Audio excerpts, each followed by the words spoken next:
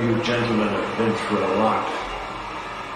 And when you find the time, I'd rather not spend the rest of this winter tied to this fucking couch! Shh, it's the Film Flamers.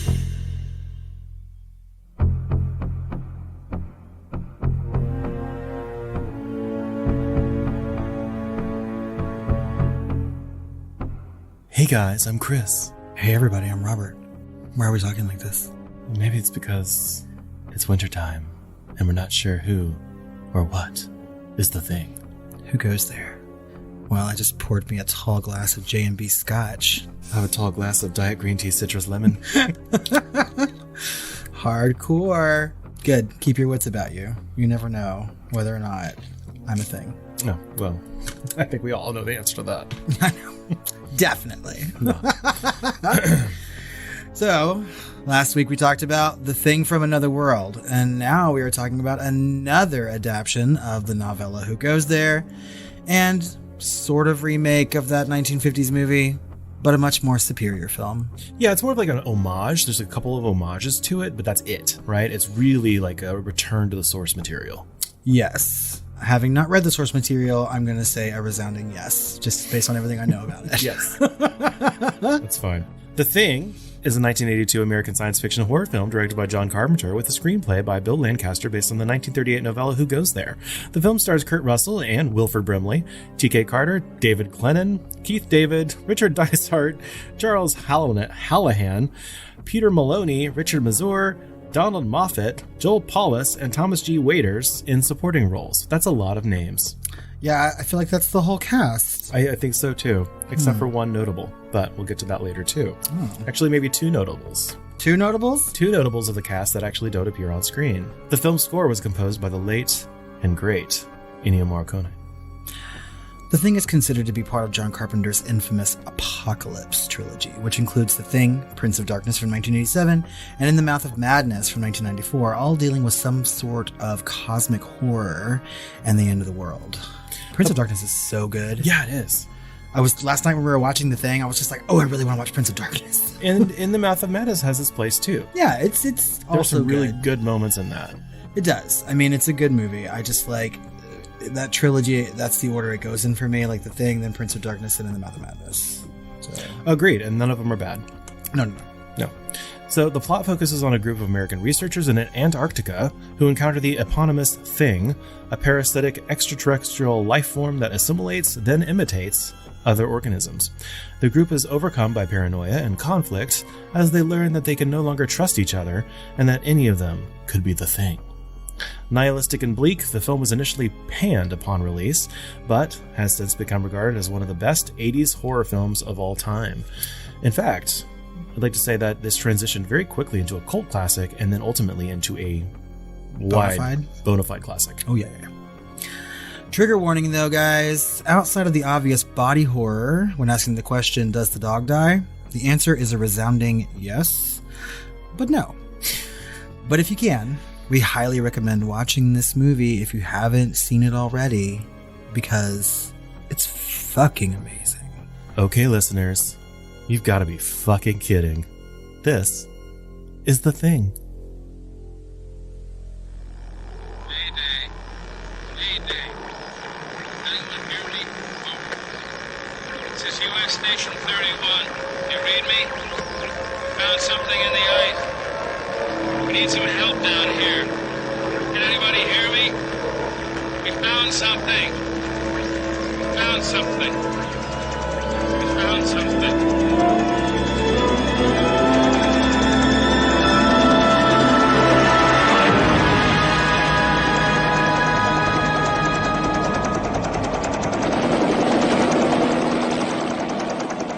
12 men have just discovered something. For 100,000 years, it was buried in the snow and ice. Now it has found a place to live. Inside. Where no one can see it, or hear it, or feel it. I know I'm human. Some of you are still human. This thing doesn't want to show itself. It wants to hide inside an imitation. It'll fight if it has to, but it's vulnerable out in the open. If it takes us over, then it has no more enemies. Nobody left to kill it. And then it's won. You guys gonna listen to Gary? He can beat one of those things!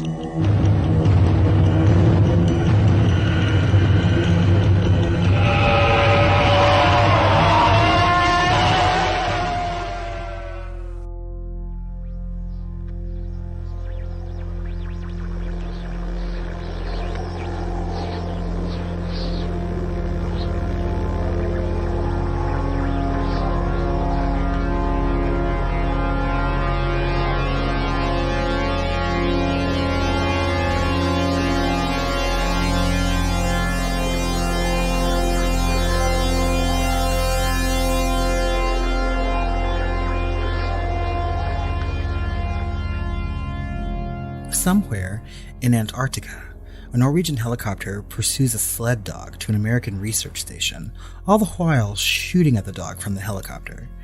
After the helicopter lands, the American researchers witness as the gun-wielding passenger accidentally blows up the helicopter and the pilot with some sort of grenade that was meant for the dog.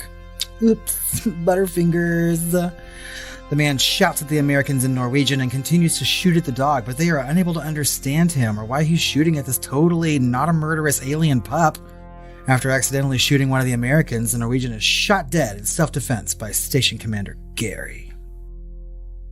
The American helicopter pilot, R.J. McCready, played by Kurt Russell, and Dr. Cooper leave to investigate the Norwegian base. They find nothing overly suspicious among the charred ruins and frozen corpses, although they do find the burnt corpse of a malformed humanoid, which they transfer to the American station. Their biologist, Blair, played by Wilford Brimley, performs an autopsy on the remains and finds a normal set of human organs inside, despite the body having 2 heads and strange, otherworldly, and animal-like appendages. Privately, Blair begins to wonder if the Norwegians were visited by some kind of royal family from the continent. He explains to the other men that this is why it's a bad idea when cousins marry. The next day, Clark, the station's dog handler, kennels the totally not a murderous alien sled dog, and it soon metamorphosizes and absorbs several of the dogs, like a scene out of some sick hentai porno directed by Eli Roth. I think I've seen that.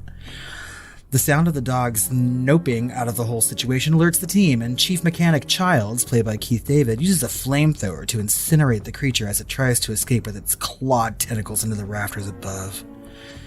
Blair autopsies the dog thing, and surmises that he must have been wrong about these phenomena being royals. No. These things must come from Arkansas. Or at least some kind of space Arkansas somewhere out in the universe.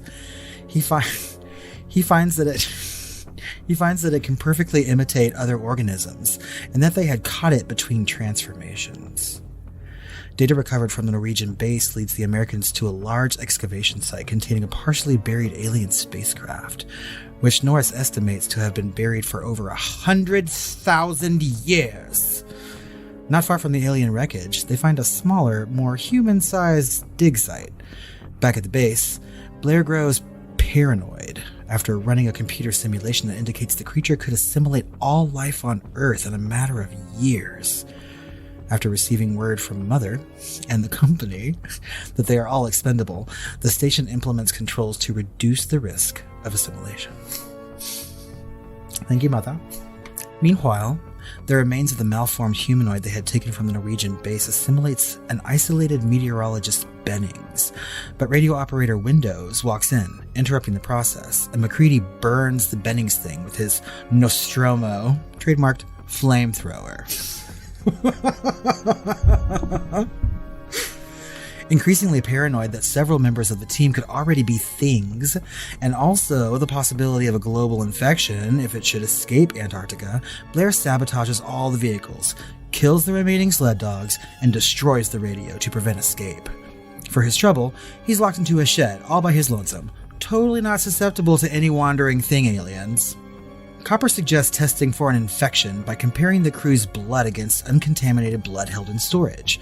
But after learning that the blood stores have been destroyed, the men lose faith in Gary's leadership, and McCready takes command. He, Windows, and Nollis find Fuchs' burnt corpse and surmise he committed suicide to avoid assimilation. Or perhaps he was just as butterfingers with explodey things as the Norwegians were.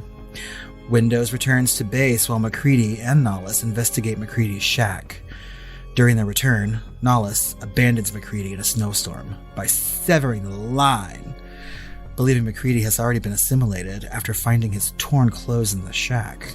The team debates whether to allow MacReady inside, but he breaks in anyway and holds the group at bay by threatening to ignite dynamite. During the encounter, Norris appears to suffer a heart attack. As Copper attempts to defibrillate Norris, his chest transforms into a giant, toothy mouth and bites off Copper's arms, killing him. MacReady incinerates the Norris thing, but its head detaches into a hideous, spider-like creature and attempts to escape before also being burned. MacReady hypothesizes that the Norris thing demonstrated that every part of the thing is capable of being an individual life form with its own survival instinct.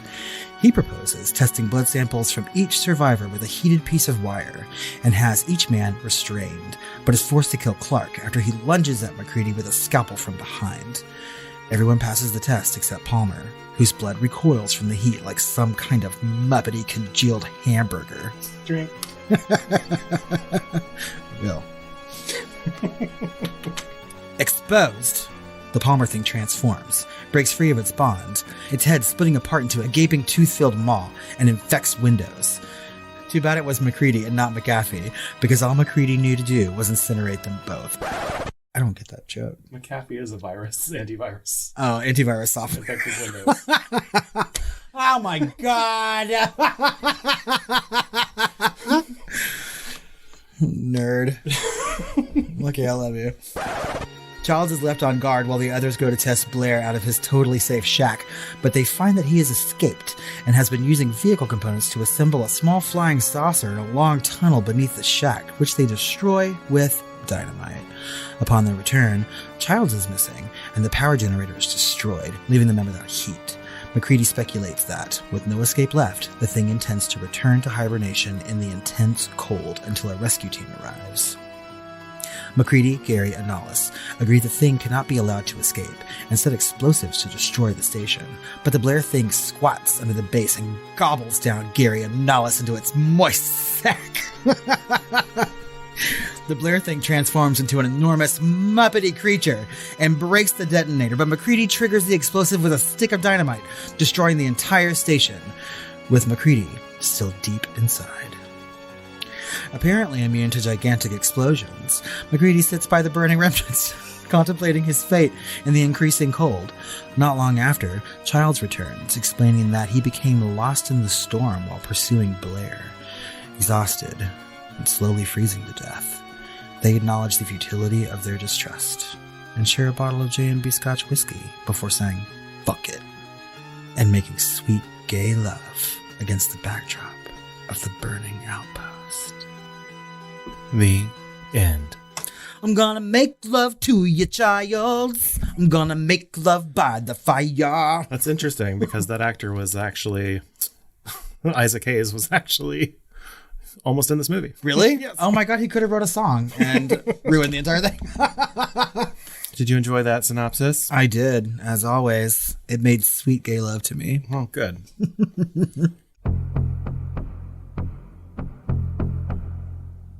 The Thing was released on June 25th, 1982 on 840 screens. It earned $1.3 million opening weekend, achieving the number 8 spot at the weekend box office, just behind Poltergeist, then in its 4th week of release.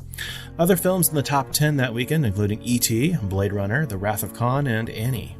Tough to be behind Poltergeist, which was, I believe, PG. Mm-hmm. So a little bit more accessible. And in its 4th week, it was behind it. Even Annie beat it. The Thing would fall out of the top 10 after just 3 weeks, bringing its total box office earnings to $19.6 million against a $15 million budget. The film was considered to be neither a success nor a flop.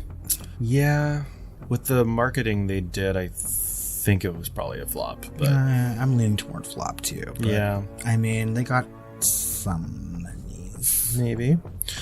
The Thing holds an 84% on Rotten Tomatoes and is certified fresh. The audience score currently sits at 92%. The site's consensus reads, quote, "Grimmer and more terrifying than the 1950s take, John Carpenter's The Thing is a tense sci-fi thriller rife with compelling tension and some remarkable makeup effects." It's a tense thriller with tension? That's it. The fuck you say? Oh my god. The film received negative reviews on its release and hostility for its cynical, anti-authoritarian tone and graphic special effects. Some reviewers were dismissive of the film, calling it the quintessential moron movie of the 80s, instant junk, and a wretched excess. Starlog's, I can't remember that magazine. Starlog's Alan Spencer called it a cold and sterile horror movie, attempting to cash in on the genre audience against the optimism of E.T., the reassuring return of Star Trek II, and the technical perfection of Tron, and the sheer integrity of Blade Runner. Someone's got a boner for all those movies. Yeah, I don't know. I can see it. You know, it's kind of a wet Grinch salad. A little bit. And, you know, we appreciate it now, but back then, I don't know, there's some reasons, and we'll get into that as well. I mean, I appreciate Winchford salads. The plot was criticized as being boring and undermined by the special effects. The Los Angeles Times' Linda Gross said the thing was bereft, despairing, and nihilistic, and lacking in feeling, meaning the characters' deaths did not matter. Spencer said it featured sloppy continuity, lacked pacing, and was devoid of warmth or humanity. David Anson of Newsweek felt the film confused the use of effects with creating suspense, and that it lacked drama by sacrificing everything at the altar of gore. The New York Times' Vincent Canby said it was entertaining only if the viewer needed to see spider-legged heads and dog autopsies. And yes, we do. We do, Vincent. Go fuck yourself. I wonder how many of these very same critics just a couple years later were like... Yeah, they just jumped on a fucking bandwagon. I know. And I mean, like, this is around the time that there was a lot of slasher backlash, and I know there was lots of gore and horror and shit, but... Yeah.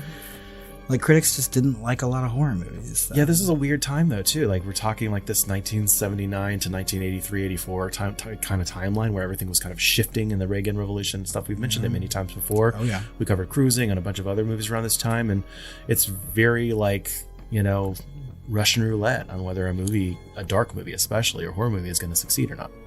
Poltergeist was an exception. And that was marketed as a family film? It was. The Thing from Another World actor Kenneth Tobey and director Christian Nyby also criticized the film. Nyby said, "If you want blood, go to the slaughterhouse. All in all, it's a terrific commercial for J&B Scotch." Tobey singled out the visual effects, saying they were so explicit that they actually destroyed how you were supposed to feel about the characters. They became almost a movie in themselves and were a little too horrifying. I don't know. You know, it'd be an interesting question to see like how much body horror was in films before this. And Cronenberg had a whole career before this movie came out. Yeah. When did Exorcist come out? Early 70s. All right. And Alien had come out in late 70s. So I mean, but we cannot dismiss, like, Cronenberg's 70s work is like quintessential, like, original body horror. And I mean, I not as widely released as something like The Thing, right? But I mean, people had certainly seen those. Probably not as big as budget. No. This was a big studio film. Well, I guess he was more Canadian, so I mean, like, I don't know. I don't know. Yeah. Did receive some accolades. Well, nominated. At the Saturn Awards, it was nominated for Best Horror Film, so it did get some love, but it did lose to Poltergeist, which I understand, and Best Special Effects, but lost to E.T. At the Razzies, it was nominated for Worst Original Score, but it lost to The Pirate Movie. Which is bullshit, but the Razzies are often bullshit. Yeah, it's just something that's silly and stupid. Yeah. In the years following its release, critics and fans have reevaluated The Thing as a milestone of horror genre. The Thing has appeared on several lists of the top 10 horror films, including number 1 by the Boston Globe, number 2 by Bloody Disgusting, number 4 by Empire, and number 6 by Time Out. Empire listed its poster as the 43rd best film poster ever. In 2016, the British Film Institute named it one of 10 great films about aliens visiting Earth. It was voted the 9th best horror film of all time in a Rolling Stone Readers poll and is considered one of the best examples of body horror. Games Radar Plus listed its ending as one of the 25 best endings of all time. It's a lot of top spots on these lists. The contrast from its release reception is probably the most that we've ever covered. Yep, I would agree. In a 2011 interview, John Carpenter remarked that it was perhaps his favorite film from his own filmography. Mine too. Agreed, John. He lamented that it took a long time for The Thing to find a wider audience, saying that, quote, "If The Thing had been a hit, my career would have been different. I wouldn't have had to make the choices that I made, but I needed a job. I'm not saying I hate the movies I did. I loved making Christine from 1983 and Starman from 1984 and Big Trouble in Little China from 1986, all of those films. but my career would have been different. Yeah, it would have. Mm-hmm. So we're going to get into some of the casting as we talk about this, but I do want to call out, Kurt Russell's amazing in this as R.J. McReady, the helicopter pilot, Wilford Brimley, and I didn't realize was like his first big role ever. Really? Yeah. Like film role? As Blair. Yeah. Okay. The senior biologist. Like apparently he wasn't big before this movie. Like he had a string of 80 successes after this, but this was what got him on the radar. He was in a lot of TV. Yeah. I probably in Cocoon too. He was. Yeah. Later on. Yeah. So Keith David, obviously as Childs, which obviously also his first movie, Keith I believe. David's excellent in this movie. Yeah. And Jed the dog, I have to say. Yes. Quite a masterful performance from Jed the dog. Honestly, really, it's some of the best animal performances I've seen in a movie, just from the way that the dog is running away, from the plane, running up to a certain person and trying to lick, and then going down that hallway really slowly and trying to like look indoors and doing all that stuff. They said famously they only had to do the dog takes like 2 or 3 times for each of these scenes because it was so well trained. Wow. That is amazing, actually. What a good boy. So I had to call him out. Yeah, no, you're right. You're right to do so. Because, I mean, like, just that snow running scene at the beginning really sets up this movie so well, It's so intriguing as to what the fuck is going on. And that dog is acting like every final girl in a slasher movie, like stopping and looking behind it and doing all the right things that an actor should do in a horror film. So you're right. Yeah. Good boy, Jed. Exactly. And we got T.K. Carter as Nollis, David Clennon as Palmer. I don't really know a lot of these actors outside of this. I really just kind of bolded Kurt Russell, Wilford Brimley, and Keith David, and of course Jed the dog. But Richard Dysart as Dr. Copper, Charles Hallahan as Norris, memorable because his face was made up several different times is the thing. Peter Maloney as Bennings, who's also very memorable. Richard Masur as Clark, the dog handler. Donald Moffat as Gary, the station commander, which I swear I've seen many times before. His eyebrows are insane. Yeah, Donald Moffat has been in lots of different things. Richard Masur has been in lots of things too. He was in It, like the miniseries, right? So I mean, like some of these people have done some other genre work. Joel Polis as Fuchs, the assistant biologist, and then Thomas G. Waits as Windows, the radio operator, they're all memorable. They're all in distinct characters, which I like. Mm-hmm. Very different from our conversation on Black Christmas over on Patreon last month, where like all the characters were exactly the same and looked exactly the same. Yeah, like 2006 or whatever it was. Right. Yeah. And so like in this particular movie, it's a fucking sausage fest, clearly. It is, and it was meant to be. Right. But because there's nothing for them to posture at outside of each other. There's no being fake or trying to impress a woman or anything. They're all just dudes around each other. No, and I get it and I like it. I think it works, but they could have easily, as far as casting goes, cast very similar looking people, right? And I feel like they don't. Like everyone stands out and has their own kind of personality in this movie. There is one woman that was cast in this movie, but we'll get to that later. Oh, was it a dog? No. Okay. She's very much a human. So let's talk about the background of this movie. Okay. This is a very important movie, and it's very important to both Robert and I. So we're going to give you a lot of stuff, but we're going to try and get through it because a lot of it's kind of fascinating, honestly. Okay. I'm down. So the development of the film began in the mid-1970s when David Foster and fellow producer Lawrence Turman suggested to Universal Pictures a new adaptation of the 1938 John Campbell novella Who Goes There, which we covered in last week, along with, of course, The Thing from Another Planet or whatever. And it has been loosely adapted once before, obviously, in the deep dive that we did last week. But Foster and Turman wanted to develop a project that stuck more closely to the source material, and, good on them. Because there's a lot of items that we discussed last week that were kind of left on the cutting room floor as far as like the script making and the storyboarding, right? And it didn't even make it into the film or the script. Right. So by the time the actual movie was released, it was very, very, very, very loosely based. It was a very loose adaptation, right? So after attaining the rights through several changing hands, John Carpenter was first approached about the project in 1976, right? So before Halloween, by co-producer and friend Stuart Cohen. But Carpenter was mainly an independent film director, so Universal chose the Texas Chainsaw Massacre director, Tobe Hooper, as they already had him under contract. Did you know that? I did not. Tobe Hooper was the original director for The Thing. I love Tobe Hooper, but I don't think that he can handle this movie. Yeah, at this point, Tobe Hooper had directed Eggshells, Texas Chainsaw Massacre, Eaten Alive, and The Funhouse, and he was like a studio movies. director. Yeah. And at that point, John Carpenter had directed Dark Star, Assault on Precinct 13, had not made Halloween, but like The Fog and Escape from New York are in there. Yeah. You know, and so, yeah, he was more independent, but they thought Tobe Hooper, we already have him in contract and everything else, because they would have to do a new contract with John Carpenter to make that studio film.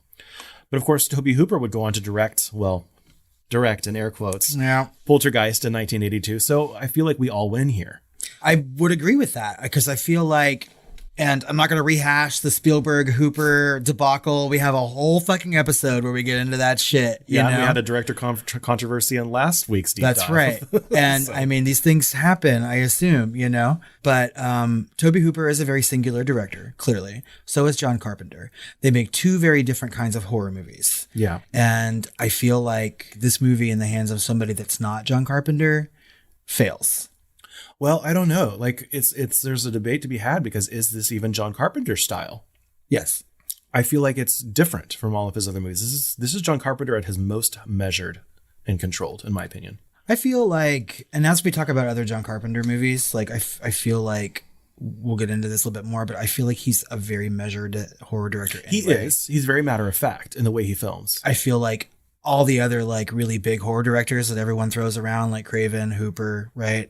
I feel like they have far less restraint sometimes than Carpenter does. In a lot of his movies, I feel like he is really good at like ratcheting tension and things like that. And he knows how to certainly really create atmosphere with very minimal shots and camera transitions and things like that. I mean, like, I feel like he knows how to like rein himself in a little bit. Well, it's interesting that you said that because the transitions in this film are different from any other film he's done and really actually most other films in existence. Mm-hmm. There's a lot of just stark fades at the end of scenes where you wouldn't expect scenes to end to create that tension that feels like you're purposely getting kind of the wool put before your eyes, you know, to create a mystery. And it's almost antagonistic in its editing to the audience, which also ratchets up the tension. It's kind of singular in the way it's done and kind of purposefully done, which we'll also cover in a little bit because John Carpenter had some opinions about how he wanted to make this movie. Okay. Yeah. So the producers were ultimately unhappy with Tobe Hooper and his writing partner, Kim Hinkle's concept, which I don't know. I couldn't find that. What their take on it was, and it might have been more of a remake of the original film because everyone had a nostalgia boner for this thing, right? And so after several more failed pitches by different writers and attempts to bring on other directors, such as John Landis, the project was put on hold. Even so, the success of Ridley Scott's 1979 science fiction horror film Alien helped revitalize the project, at which point Carpenter became loosely attached following his success with, of course, Halloween. That's right. Which was also huge. So it was like a marriage made in heaven. So Carpenter was reluctant to join the project because he thought Hawk's adaptation would be difficult to surpass, again, the nostalgia boner, because it was one of his favorite movies, and along with a lot of other critics, apparently, right? So although he considered the film's monster to be unnotable, which, you know. Which you and I both agree on. The silky carrot? Yeah. The 5-head carrot. Yeah. So given his reluctance, his friend and producer Stuart Cohen suggested that he actually go back and read the original novella. So Carpenter found the creepiness of the imitations conducted by the creature that wasn't in the original film and the questions it raised really interesting. And so he drew parallels between the novella and Agatha Christie's mystery novel And Then There Were None from 1939 and noted that the story Who Goes There was timely for him, meaning he could make it true to his day as Hawks had done with The Thing from Another Planet.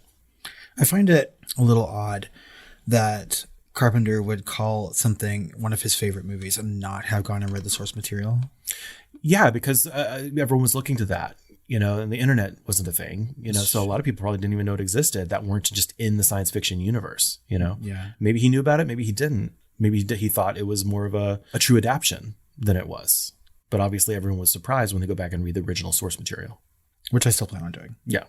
So the film went through script writing hell with several drafts ignoring the chameleon-like aspect of the thing, which, of course, John Carpenter thought was making the same mistake of the original film, right? Because they didn't include any of that. It wasn't in there at all. But he was quoted to say, you know, they were just trying to make it work, right? Because they can't imagine effects that haven't been done in films yet. They can't imagine Bottin's masterpiece, you know, special effects work because it hadn't been done yet. You know, The Howling had come out and some other things, you know, but really these writers, They're just trying to make something work in the studio system, right? So eventually, Bill Lancaster was brought on, who John Carpenter really loved his writing for the movie Bad News Bears. Okay. And so he wrote a treatment with several key scenes that were his, including the Norris thing biting Dr. Copper from his chest. And then, of course, the use of the blood tests to identify the thing, which John Carpenter cites as his reason for ultimately signing on to direct it. And, I mean, I think that's good because it's the best part of the fucking movie. Like, ultimately. Yeah. And so he obviously fell in love with some of those scenes, especially that testing scene, because it's like the height of the culmination of that paranoia. Oh, it's so good. And it's a cool scene to try and film when it actually works. Right. And so Lancaster followed the original novella much more closely than the original, but also made some significant changes, like reducing the number of the characters we mentioned last week from 37 or 40 people. Actually, I think it's like 70 something. And then like it's lessened. I don't know. But reduces maybe the crew of the scientists from 37 to 12. Mm-hmm. And so Lancaster said that 37 people would be excessive and would be pretty difficult for the audiences to follow, leaving little screen time for any kind of characterization. Well, he's absolutely correct. Well, yes. Yeah. Unless you're doing something like James Cameron did, like in Aliens, where everything's kind of already happened to the mass of people. And then you can deal with a smaller group of like Marines and Ripley. Yeah, but that changes the entire movie of the. I mean, like they did do something like that though, because they do start the movie later in the action than the actual novella starts. Oh, with the Norwegian stuff? Yeah. Yeah. So he also opted to alter the story structure, like I said, to put it in the middle of the action instead of using a flashback like the novella did. This is a really good call too. Yeah. Like intrigue. Something's already happening. Yeah. Yeah. I like that kicks off the story. I love it when movies start that way, like you have no idea what has just happened or happened over God knows what period of time. And you're like left to figure things out. I love it when movies let the fucking viewer just be smart, Yeah. Don't beat me over the fucking head with it. Our stories should start at the beginning and not like a flashback, Just, yeah. I mean, cut to 2 weeks earlier, whatever the fuck, I don't want to see. I mean, even when they get to that fucking Norwegian base, right? Nothing is explained. And actually the worst part of this movie might actually be, because technically there is a flashback at the very beginning of this movie, which is 100,000 years ago. Oh, God, yeah. See, I blocked that part out of my mind. But it's the homage. It's really an homage title card is what it's meant to be. Yeah. Because the Thing font, which I thought was unique to this movie, is actually from the original from 1951. Yep. And so we see the spacecraft kind of, it says 100,000 years ago, and the spaceship falls to Earth or whatever, and then you see the title card. And interestingly, it says John Carpenter's The Thing. I think that's how it's billed anyway, isn't it? Yeah. He does that a lot. Okay. Yeah. Yeah. So Lancaster's script opted to keep the creature largely concealed throughout the film, but it was Bottin who actually convinced Carpenter to make it more visible to have a greater impact on the audience. Gotta love Rob. Yeah, so this was super collaborative before the movie was ever shot or even the script was finalized. Oh, I think that's obvious. Which is interesting because it went through several scripts, and then finally Lancaster took it on, and then John Carpenter met with him on a weekend and they hammered some stuff out. And it turns out Kurt Russell was also, of course, friends with John Carpenter, and they were giving each other ideas back and forth as well. And this was before Kurt Russell was officially cast. He was just helping out as a friend. I know that we'll talk about this in a little bit, but I just love Kurt Russell. I really fucking do. I just do. And on a side note, for those of y'all who have not listened to a director's commentary that features John Carpenter and Kurt Russell, and there are two of them, like, go do it. Do yourself a favor and listen to those commentaries, because listen to those two men talk. They barely even talk about the movie. Like, one of them's like, oh, my bitch ex-wife and blah, blah, blah, blah, blah. I mean, it's just the best. Like, if I could just sit there and like have a drink with these two men, I feel like I could die incredibly happy. And it's like, this is the closest thing I can get to that. But these commentaries are fucking great. Lancaster's original ending had both McCready and Childs turn into the Thing, both of them. So in the spring, the characters are rescued by a helicopter, greeting their saviors with, "Hey, which way to hot meal?" But Carpenter thought the ending was too shallow. Yeah, it is. It is.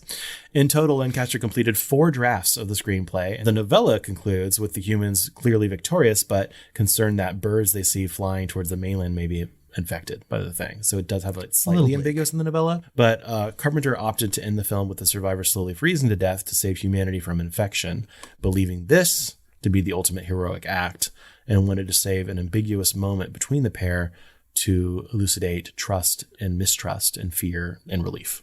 I mean, because the ending has some questions to it. I mean, like, it's not happy and it's not sad. No. You know, it could go either fucking way. Yeah, and they did shoot some of these endings. Oh, okay. And we'll get into that too. But All right.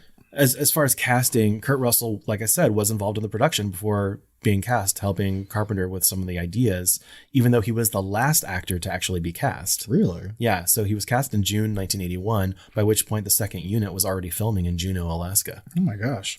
Mm-hmm. And so for McCready's character, discussions with the studio involved using actors like Christopher Walken, No. Jeff Bridges, Maybe. Nick Nolte, maybe, Okay. who were either unavailable or declined, and Sam Shepard, who showed interest but never pursued. Remind me who he is? Sam Shepard, he's a playwright, and I think you would know him most as Dolly Parton's husband in Slow Magnolias. Okay, interesting. So I feel like Sam Shepard has a place in this cast for sure, not McCready. Yeah. I feel like almost any other of those supporting characters Sam Shepard could have done, especially like the really sciencey guys. Yeah. Sam Shepard is an amazing actor, and I love him. But also Tom Atkins and Jack Thompson were strong early and late contenders for the role of McCready. Well, Tom Atkins, I mean, come on. Along with Chris Christopherson, who I could see at this time. Oh, yeah. And John Hurd and Ed Harris were up for multiple roles. But the ultimate decision was obviously to go with Kurt Russell and the other actors due to various reasons like unavailability or not wanting to be in a monster movie, etc. I can totally see how Sam Shepard and Chris Christopherson would not want to be in something like this, right? Because their careers were already very to do fucking established. Blade later.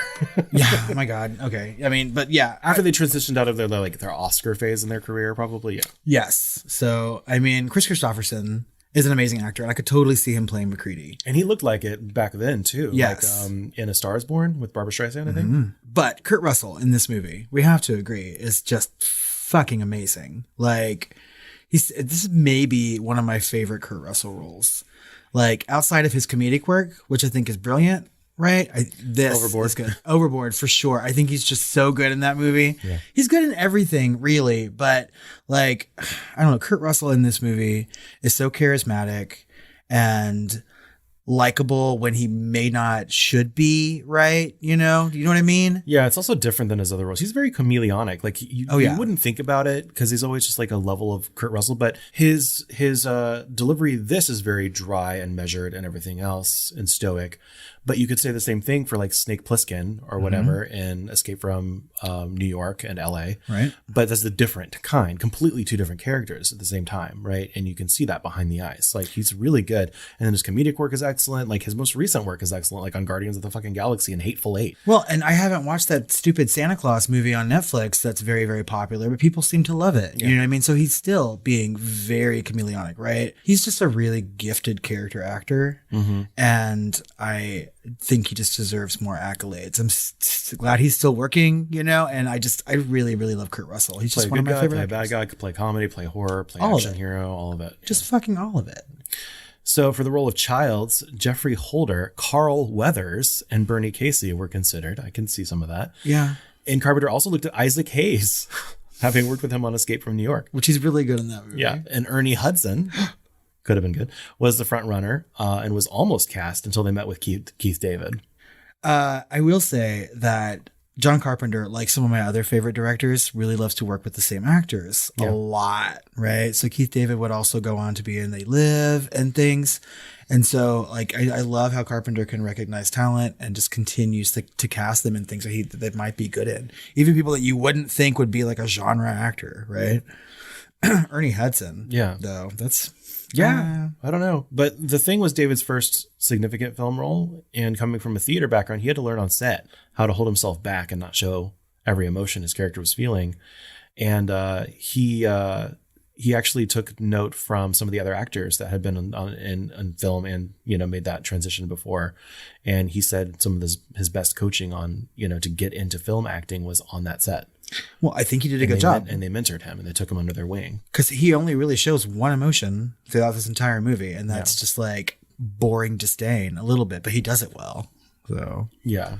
So for Blair, the team chose the then unknown Wilford Brimley, as they wanted an everyman whose absence wouldn't be questioned by the audience until the appropriate time. And Carpenter actually also wanted to cast Donald Pleasance in this role, but it was decided that he was too recognizable to accommodate. I mean, I think he made the right choice, actually. Yeah, because people would be looking for that famous face or whatever. Right. Right. And so I really think I wish movies would do this more often, which is cast more unknowns.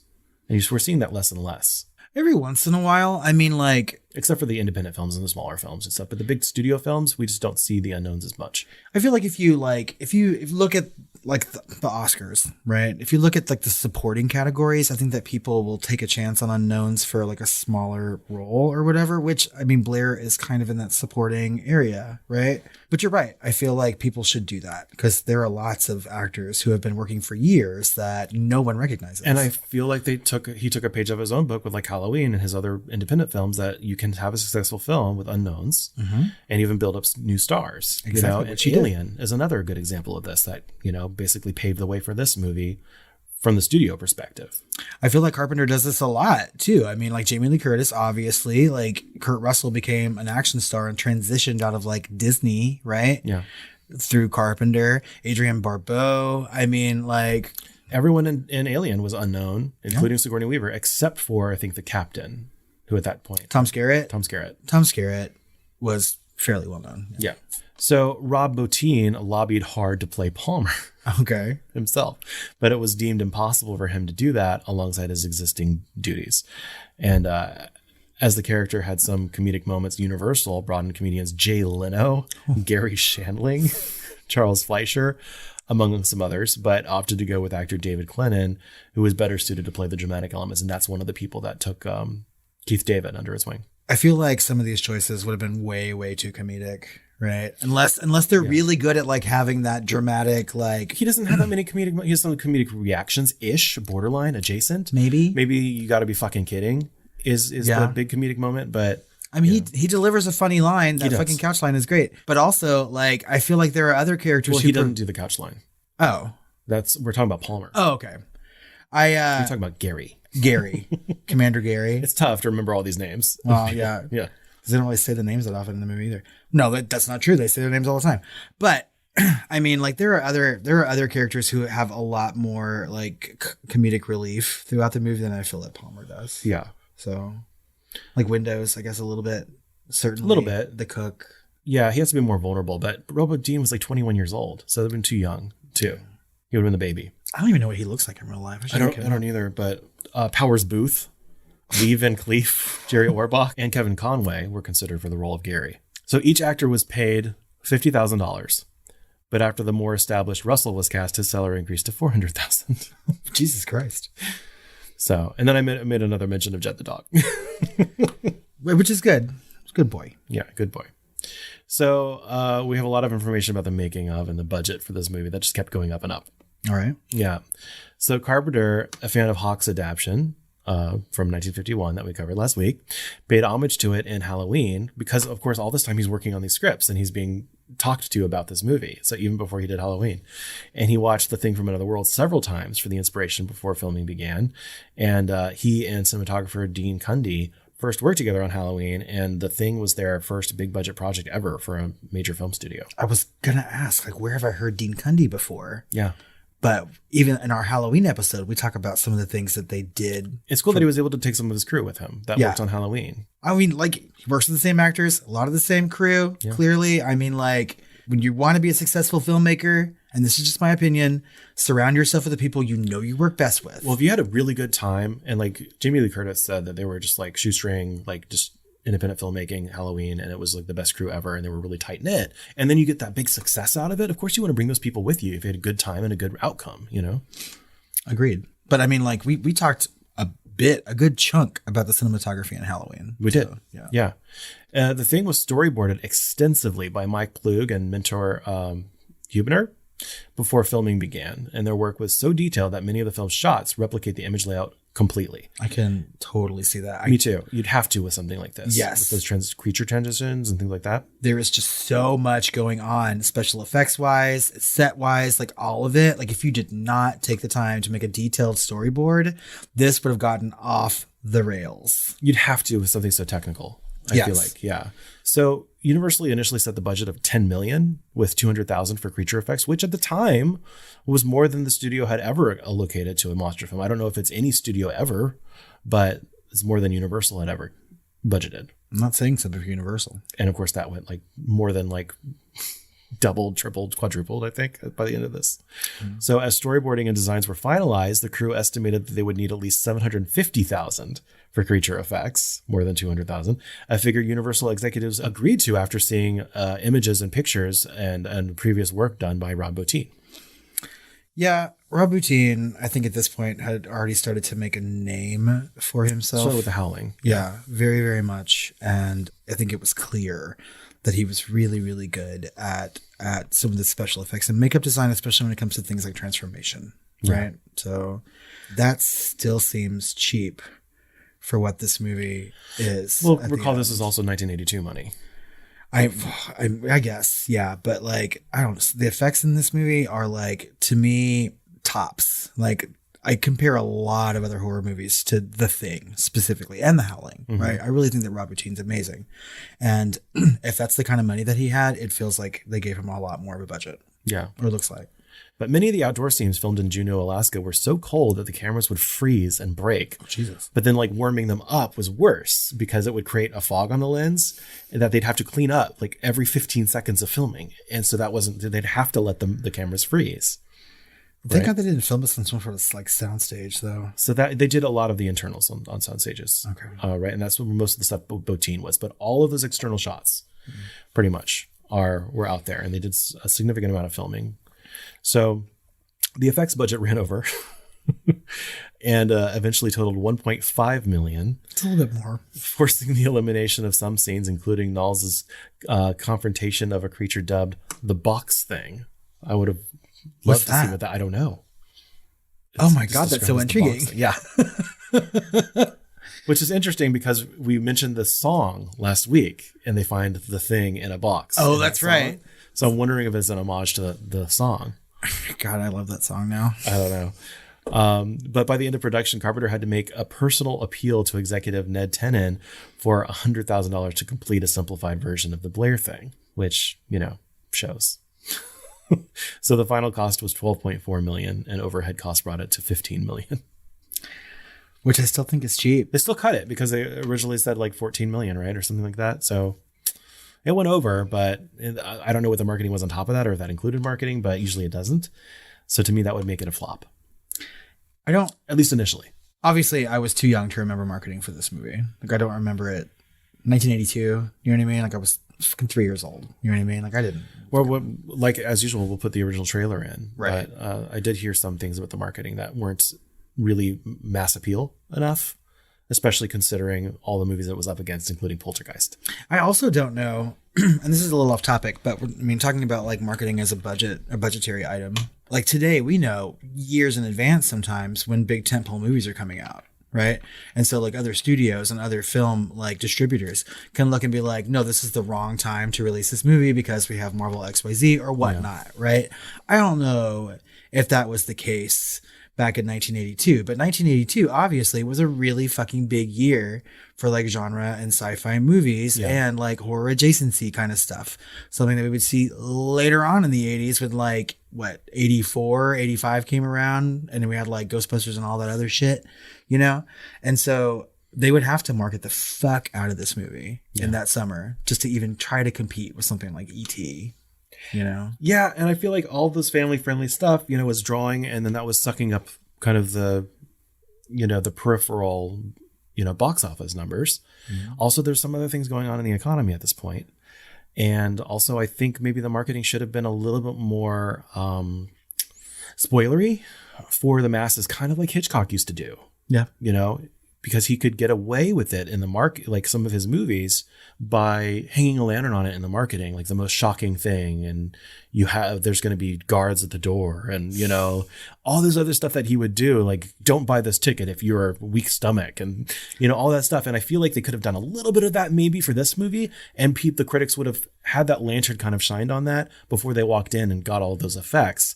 Today's, I think as it was marketed, was probably perfect because then everyone would go and be surprised. Right.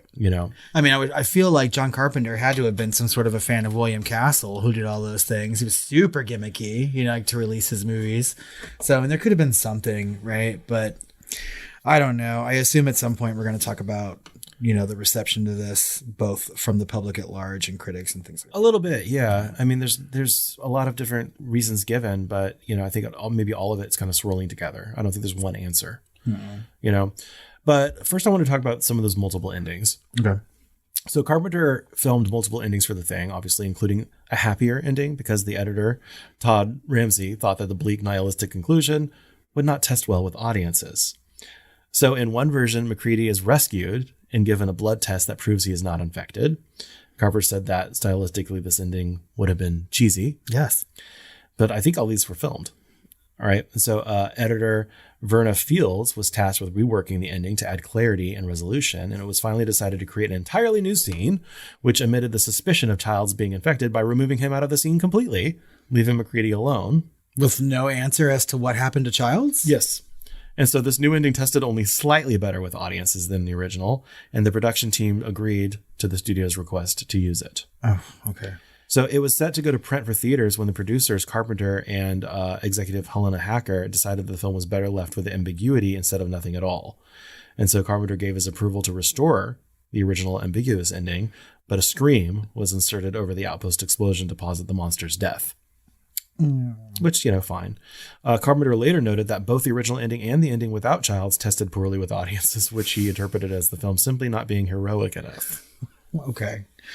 Doesn't have to be. Like Predator or something, or, Ripley finally killing the monster and it being less ambiguous, Even Alien ends less ambiguously than this does. But I think this is the right ending for this movie.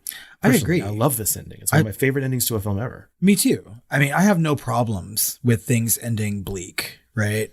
Because, no. Let's remember the genre that we're watching. You can go a little too far. Like, I would argue The Mist, depending on the day, I might say it's a little too far. I think it's perfect. But on another day, I might say it's perfect like you, I really I'm like, on the fence. Yeah. I can see that, and even stringent horror fans would say like, that's too much or whatever, like give me something a little happier. I'm just not one of those horror fans. I'm like, just remember what we just watched for the last 90 minutes to 2 hours and nothing has been pleasant, Yeah. And it's okay for it to not be pleasant at the very, very end either. I love an ambiguous ending that leaves open questions. And I love endings that can just end super, super bleak or nihilistic. Well, I love it when it supports the movie's meaning and message. And this one, it 100% does. Yes. With paranoia and mistrust. But like in The Mist, you could argue that was like bordering on Requiem from a Dream, just like trauma porn that had nothing to do with the theme of the movie, with him killing, his kid as a mercy kill. And then, it countered against the hero of the movie in a way that was counter to the actual meaning of the film overall and its themes. I don't know. I feel like whenever we get to finally deep dive into The Mist, we'll have this conversation, right? But just since we're like talking about it in like conjunction with this particular movie, I feel like some of the themes in The Mist have to do with like self-despair and not wanting to live through something as horrifying as what they were doing. And so I feel like that ending really fits. Yeah, it could. And there's definitely room for argument there, I think. Versus this, there's almost like, to me, it's very sealed. Like there is no fucking argument that this is a bad ending or something, or that doesn't fit the theme. Also, this reminds me that we really need to do The Mist. We do. We really fucking do. Yeah. So we'll deep dive the color version and we'll deep dive the black and white version. I've never seen the black and white version. I know. I want to see it. Oh my God. Anyway, so let's get into the style, the look, and the feel. Okay. Because I feel like there's a lot to talk about here. As far as like style and influence, I really keep thinking about Alien, and everything's kind of a reaction to each other. Like Star Wars came out and every studio was like, what do we have? And so like Alien was made trying to be like The Shining in space, capitalizing on Star Wars success, and then I also kind of recognize a little bit of Jorge in this. I felt like he was maybe trying to do like a Dawn of the Dead departure like Jorge did. Didn't we just talk about the 1951 Thing for Another World, sort of like having an alien type moment where we think maybe like Scott took a little bit from the Geiger counter, right? That looks like the motion tracker and stuff. Yeah, it's just so neat to like piece things together. And I can definitely see some Jorge in this, right? I can see, it's, to me, I look at this and it's like, if you're going to say influence, it's not the movie itself, but the things that influenced, it's like 70% Alien and 30% George Romero. Yes. Like a chunk of this really does feel like a response to Alien, right? And just like the way that the effects are done, the subject matter universe, the truckers in space, like all of these people, like the original story is like scientists, right? And he really toned this down to be like mechanics and electricians and biologists, you know, which is very much like Alien. And then when we get into things like Dawn of the Dead, Night of the Living Dead, which have that very bleak, nihilistic, just feeling to all of it, right? All those things combined really make this movie what it is. You're absolutely right. I love it. You know, and Alien already feels kind of like a stripped down monster movie, right? But this feels like even a more stripped down version of Alien because you don't have another subtext of like corporatism or expendability and things like that. They're alone there. There is no communication.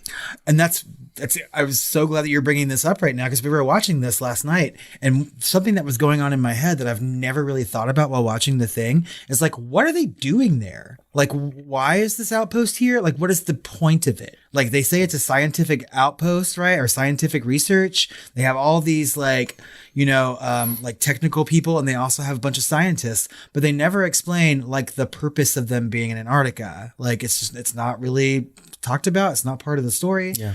But the whole time I was just like, now what are they studying exactly? Like, why are they here? You know, and who do they report to and things like that, which would have changed the movie completely and would have made it a little bit more like Alien. It cut out that 30 minutes of exposition that we didn't need. Yeah. You know, because it doesn't matter, right? You know, and of course, like I would know, like, okay, they're going out and they're doing core samples, they're measuring the weather, they're doing like ozone stuff, like they're doing all kinds of stuff out there. Sure. Right. And then you have there serve as a base for other nations or even just other scientists to do their projects and like just base there and pay, you know, whatever for the base, you know. And so there's lots of stuff that's going out there, but it's just like a maintenance because a lot of countries have little bases out there and it's part of a political presence as well. Oh, yeah, that's true. You know, so there's all these things that are kind of wrapped into bases like these. I just feel like nobody seems to be working on anything. You know what I mean? Well, they're not anymore after this. But like while they were there, I mean, I don't know how long they had been there. You know, I don't remember if they talk about that.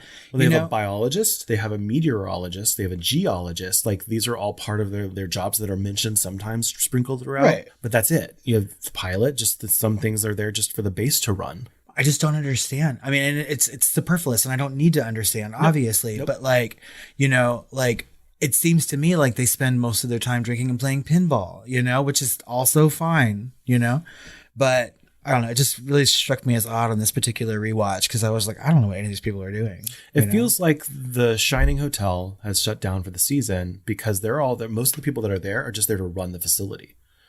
You know, there's a couple people there that are like stationed there as like the scientists, but they're few and far between from the like the mechanic, the pilot, the cook, the dog handler, right? And so it's whatever. You know, in a way, you could also say it's kind of like The Shining, which the alien was a Shining in space, was supposed to be. That was how it was pitched. And you could also say there's a aspect to this that's kind of like Clue, a little bit, the whodunit. You know, it's a big I feel like it's more Agatha Christie than Clue, like we talked about earlier. Obviously. Yeah, but it's like I feel like Tim Curry's going to pop out at the end and be like, well, this person was alien at this point, blah, blah, blah, blah. And this is how it really happened. Yes. I'm not shouting. All right, I am. I really wanted a singing telegram to come to the door. I am your singing telegram. And then their head turns into splits in half. And Love it. No, they just like flamethrower the singing telegram. Let's make a remake of this movie, shall we? I am the singing telegram. God damn it. Okay. So, I think those influences are there. I don't know if they were like incidental or in the back of the head. I think that was all part of that zeitgeist that was going through everyone's minds at that time. Certainly the studios with the dollars in their eyes. Yeah. You know, but since Halloween, several horror films had replicated many of the scare elements of that film, something that Carpenter wanted to move away from because it was his own thing, but he wanted to move away from it to do something new, very, very purposefully. So he kind of stepped away from his own style and his own, ideas and ground that he had laid with Halloween, with some of the new tropes that were coming out because of him, and stepped away from that very purposefully. Right. And so he removed scenes from Lancaster's script that had been filmed, such as a body suddenly falling into view, you know, at the Norwegian camp, which he felt were too cliched even by that point. Exactly. You know, and so a lot of those like pop-up scares, jump scares, Dolby shocks were kind of removed from this movie, which really actually helps the tension because there's not a break in it. No, I completely agree with you. If there were lots of those fucking Dolby shocks in this, it would be way less effective, right? There's really not many. There's a couple. There's like basically one Dolby shock, maybe two if you count the paddles on the chest. The defibrillator is, I think, the number one. And the blood test. And the blood test, yes. And that's kind of it. And the blood test is like the most like huge build up to a jump scare. And even that, I mean, I think is not as jumpy as the defibrillator scene. Like that to me. Well, it's like blue balls because they keep trying these fucking different things and they have a dramatic moment with like each person that's getting tested, you know, and it's just by the time they actually get to it, it's kind of like matter of fact and kind of like, okay, next one. Because it's like the fourth or fifth one he tests. And there's still like two more after that. Yeah. And I really want to know. It never shows, right?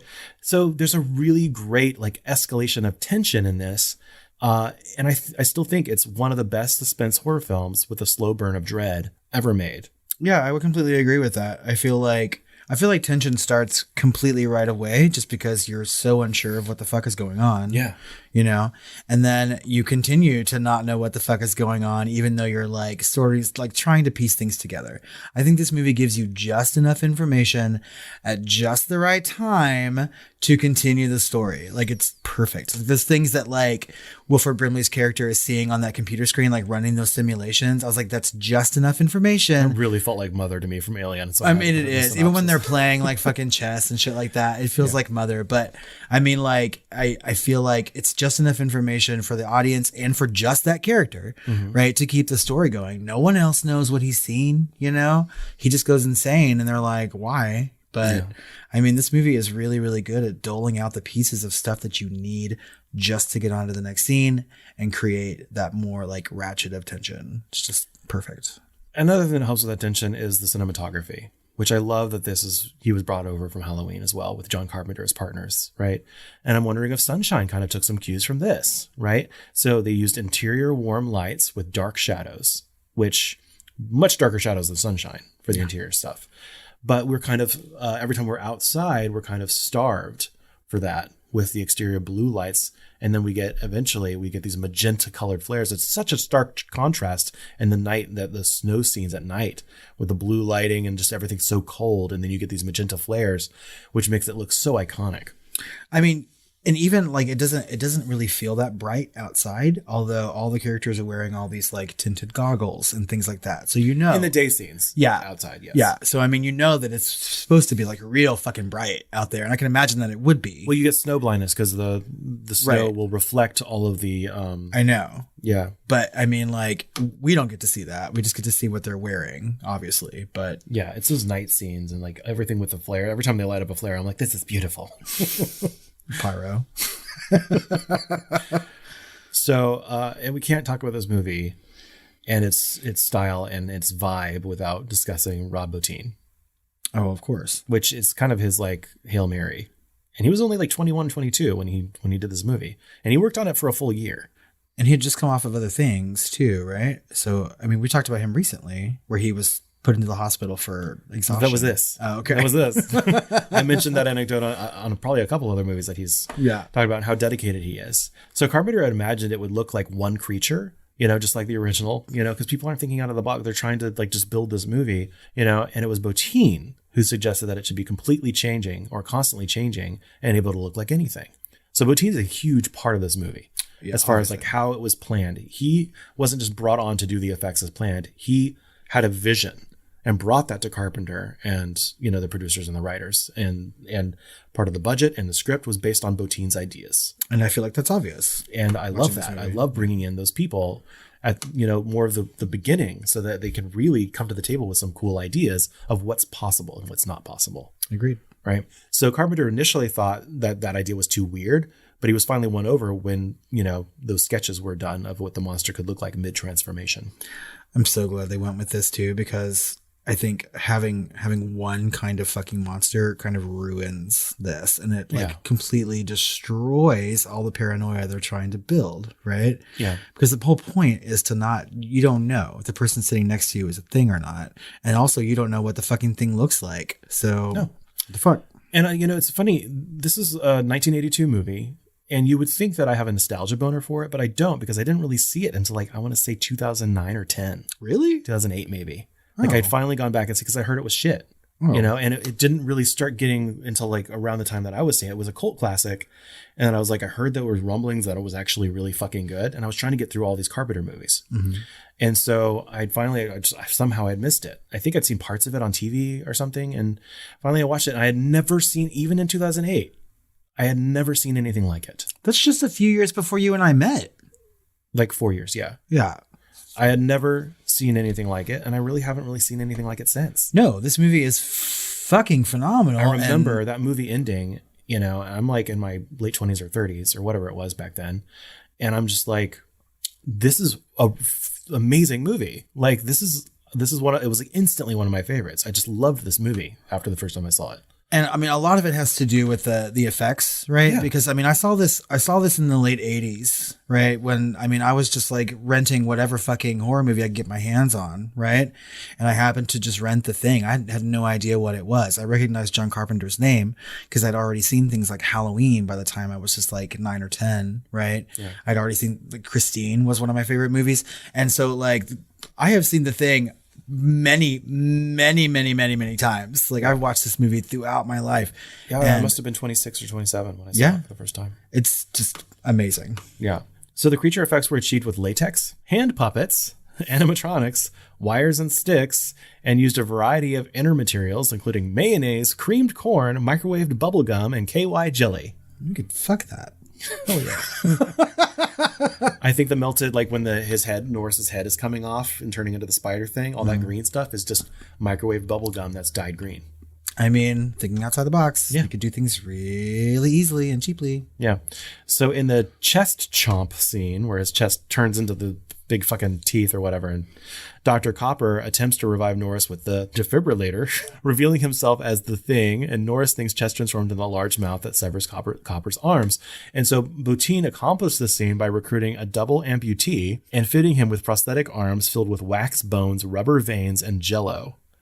And so the arms were then placed into the practical stomach mouth, where the mechanical jaws clamped down on them, at which point the actor pulled away, severing the false arms. I know that we have talked about this particular anecdote before on another episode, talking about Bottin, because it is like by far one of the most interesting things that he's ever accomplished, using all these things combined. But he also had to use the mask of the guy on the amputee to make it look like him, and I was looking for it, and it still looks amazing. It still looks really close to him. Seamless. Yeah. Such a good moment. Such a good moment in this movie, because it comes out of fucking nowhere. Yeah. And I remember just being shocked the first time I saw that. I did not.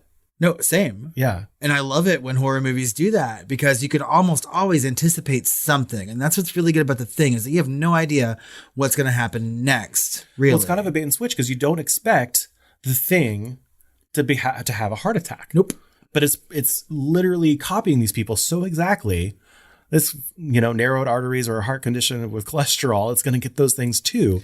And so literally it copied something where there was something faulty, and so the guy had a heart attack, even though he was the Thing. Well, and I think too, like we're given moments later on in the movie, and maybe a little bit before this, like when the dog is transforming, we know that the Thing is like, could be lots of different stuff, and sort of an amalgam at its core, whatever it takes on whatever it's been before. Yeah. Right. And I think this is the first time in this movie where we know that like we could destroy another person so quickly as to just turning a stomach into a fucking mouth. You know what I mean?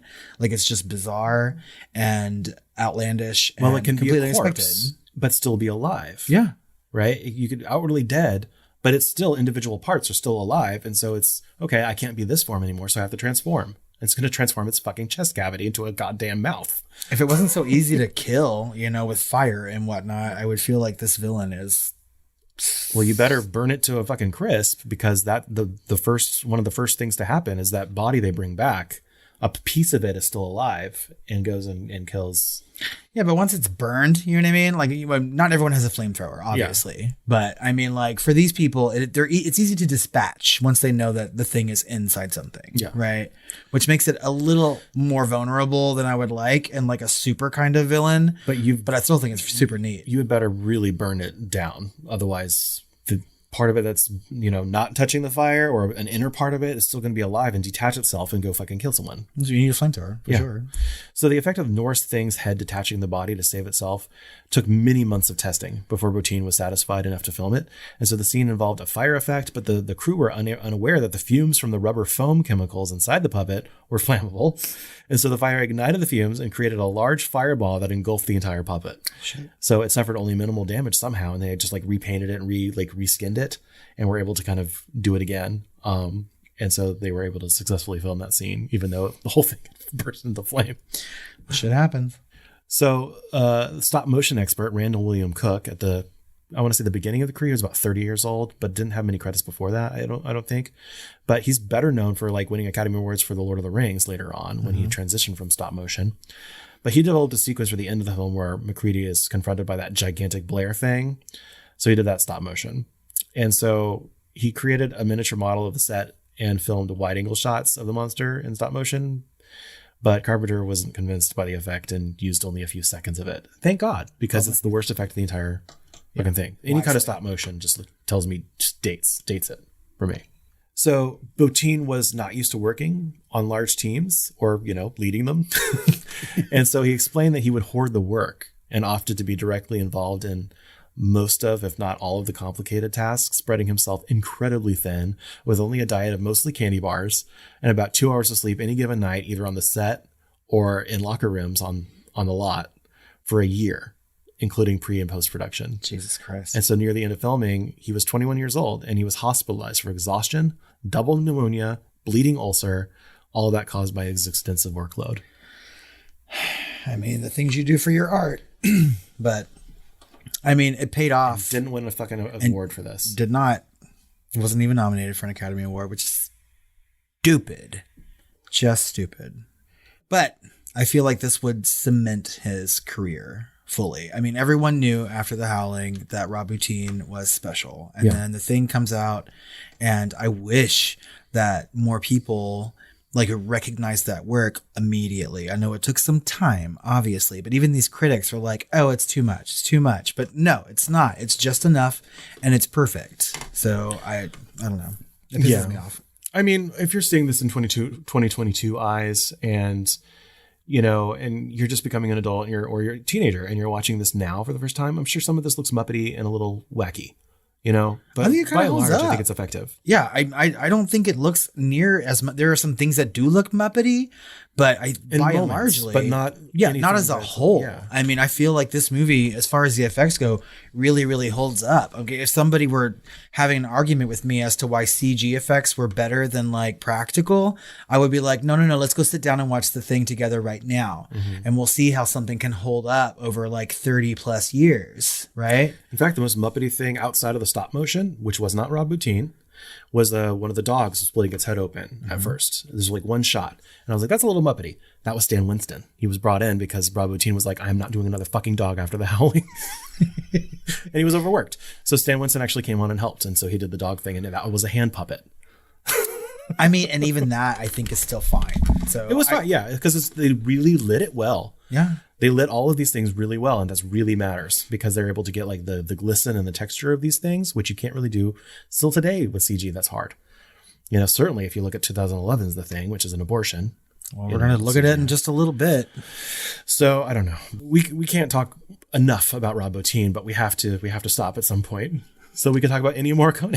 Oh my God. Yeah.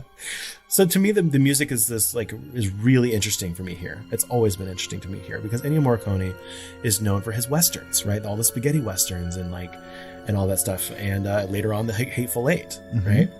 And which he finally won an Academy Award for, before he died, which is amazing. But this, by and large, this soundtrack sounds like a John Carpenter score.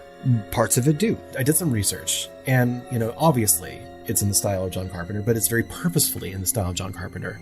John Carpenter was kind of embarrassed of his own musical ability, and so he kind of gave this film to Ennio Morricone and said, here are a couple of tracks. Here's Escape from New York and something from Halloween. So for some of these scenes, I want some synthesizer, but I can't do orchestral. But I want some orchestral here. I want a European style score, but mixed with synthesizer. So here's some of my work, and you do your thing, and they pushed it on him, and they didn't collaborate basically at all. And so Ennio Morricone basically had this film and did it, and then John Carpenter later came in and filled some of when he was editing, and filled some things with like some ambient stuff of his own. So this is like a collaboration separated with no communication to make this score, which is really interesting. So it's Ennio Morricone trying to be like John Carpenter, and John Carpenter adding atmospherics, and I remember just thinking like this must have been John Carpenter, but then I saw Ennio Morricone's name and I was shocked. But then listening to it very purposefully and in isolation, as I always do while I'm doing the notes and the research, a lot of it, the orchestral parts are reminiscent of Alien, Jerry Goldsmith's work for 1979's Alien. There's a lot of themes in there that are very reminiscent of it. So that's also another tie back to Alien to me. And yeah, I can see that as well. Also, I feel like with John Carpenter adding some of his own stuff in there, it works in a seamless kind of sense. You know what I mean? Like it all sort of fits together, right? I mean, I wouldn't be able to tell a difference. And I feel like as far as like Morricone goes, obviously people like Carpenter already knew about his work and were super impressed by it and loved it, right? Which continued on into like Eli Roth, like bring him in for like Cabin Fever and stuff like that. Like this man was really highly regarded in a genre like community, right? So I feel like using him as the composer really, really fits, and it's good. It's an interesting choice, because it was not an obvious choice at all. And it's like John Carpenter doesn't really have a score like this in any of his other movies. Of course, again, I'm happy with Jerry Goldsmith's work in 1982 because he did Poltergeist. It's true. So, interesting how it all kind of fits together and all the ties. We also have to talk about that famous poster. I love this poster. Yeah, and so this is the original poster is the guy in the big snow mask or snow hood or whatever, and it's like this light of rays coming out of the hood. Almost has nothing to do with the movie. And which is good. Yeah, so Drew Struzan was contacted, having not really known anything about the movie other than it was a new interpretation of the story, and just did the poster in 24 hours based only on a briefing, not knowing really anything else.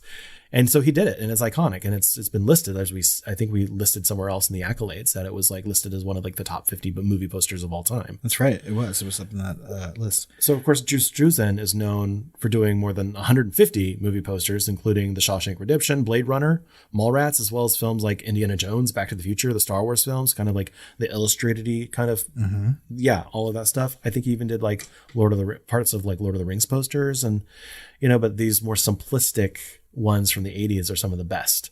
I really, really enjoy this poster a lot because it tells you nothing about what this movie is. But some of my favorite posters for this are actually done by artists afterwards. And the Alamo Drafthouse that we have in Central DFW here has a whole hallway devoted to the Thing posters that people have done. And some of them are amazing. And I've taken pictures of all of them, and I absolutely love them. So lots of interpretation. I also love the 2011 poster. It's just the Thing in a black space, and then in the color inside the Thing is actually a scene of the guy with his fingers up. Right. It's very reminiscent of this particular poster for this movie, right? And that's probably the best thing about that fucking movie. Yeah. Actually, it's like the fucking DVD art and poster for that. Yeah. So do you want to talk about the themes a little bit? Yes, because the themes of the things. There are themes abound in this. Obviously, it's paranoia and mistrust. Paranoia being the operative word. Yes, I feel like that is completely obvious to anybody watching this movie, right? If you don't feel a sense of mistrust and paranoia while watching this, then you're just not getting it. Yeah, it's the whole point. And it's not really about like corporatism or expendability or anything like that. That's also a layer in Alien. But it's about neighbors turning on themselves and institutions even a little bit. Yeah, because the people representing institutions. There are lines in this movie like, Gary is like, but I've known him for years. He is my friend. Yeah. Right. It's just simple things like that is just like passing dialogue. Right. Right before they burn a man to death. I mean, like there's so much, and it's there. It's palpable and it's obvious, but in really like good ways, so. And there's a lot of people that still say a lot of this paranoia and mistrust is due to like an allegory or allusions to the Cold War tensions with like mutually assured destruction and things like that. I don't see that. I think this is pure paranoia about kind of in a more humanistic way versus anything that's about current politics. I agree. I don't I see think a the first lot. movie was. I think definitely the first movie had some of that, but even Parts then, of it, I guess. I'd even, because we just talked about that last week, and I didn't see a whole lot of like early rumblings of Cold War stuff in that movie. You know, there are lots and lots of horror movies and science fiction movies that you could very easily say like this is about the Cold War. I don't think The Thing is one of them. I don't think The Thing from Another World is one of them. The book maybe, but that was written way, way before the Cold War. Yeah. So I mean, even things like Invasion of the Body Snatchers is way more aligned to that. yes. So I feel Red like Scare and all that. I feel like you're right. Like this paranoia is a much more like broad, you know, Or even more focused on just the nature of, kind of like The Mist a little bit, you know. But this ties into much more of a cosmic horror. The Mist is even more humanistic than this one. You know, it's about the concept of your identity and being able to lose it and not being able to trust the people you know and love. well, that's true because in The more Mist, abstract. no one is becoming monsters, and monsters are external to everything else that's happening. Yeah. Right. But it's a meditation on paranoia Clearly, and mistrust. yes. And At its core. I think that's the beginning and end of it. But there's been a lot of work done on theories of themes of this about being a man and masculinity. Okay. Which I thought was interesting and weird enough to go over because it's like, I don't really see it, but it might be an interesting conversation nonetheless. Okay. So the Atlantic's Noah Berlatsky said that unlike typical horror genre films, women are completely excluded in this movie, which, obviously, but I think that's to strip down the men to their basic parts. So there's no other layer of posturing, right? Yeah, it sounds wrong to say, but like throwing a woman into the mix in this, like I think a lot of audience members would assume that somebody should be romantically involved with her and so on and so forth. And you don't need that part of the story. Like I said, it's more of a stripped down version of Alien even because, the women in Alien aren't super like sexualized and it's more like an equalization until the very end, So I don't know. That's a whole discussion that we talked about in that deep dive. So if you're interested in Alien, go look that up. But At length, we talked about that. yes, Noah Berlatsky from The Atlantic also mentioned that because the women are excluded, this allows the thing to be identified as a fear of not being a man or being homosexual. I mean, Some of the ways it attacks people, like it's almost like male rape from Alien in a way, well, I think biting just into their like faces and the idea of something entering a body, Yeah. you know what I mean, is enough for that kind of like, but I think thought. also that's beside the point. I mean, the first thing we see that way is the dogs and stuff like that, you know, Yeah. so it's kind of incidental. And then Vice's Patrick Marlborough considered the thing to be a scathing examination of manliness, noting that identifying the thing requires intimacy, confession, and empathy to out the creature. But quote unquote male frailty prevents this as an option. So trapped by pride and stunted emotional growth, the men are unable to confront the truth out of the fear of embarrassment or exposure. That's tough. There's this moment where they're going on about the keys, who got the keys, who had access to the keys to destroy the blood bank, right? And there's a lot of like, oh, I don't want to be the one that's viewed as the thing. I don't want to be the one that's viewed as the person that destroyed all of our, I don't want to be the one that enabled the thing, And so there's a little bit of that in this, but I think that's also kind of incidental and part of the paranoia. well, and also I feel like some of these characters flat out say, I can see how you wouldn't want me to be in charge anymore. And they relinquish control on their own. It's not stolen from them. Like he is saying here, I can see why you would not want to be in charge. Here's the shit. Yeah. Right. And then the real test of manliness comes in as to who's going to pick up the reins. You know what I mean? It goes both ways in this movie. I feel like some of these men are willing to not be so fucking masculine to save the situation. Maybe Childs is the only one that was just like, you're not going to test me or whatever for half a second, but it's, at the end of the day, it doesn't matter. The thing, it doesn't matter how empathetic or intimate you are. The thing can be that way too.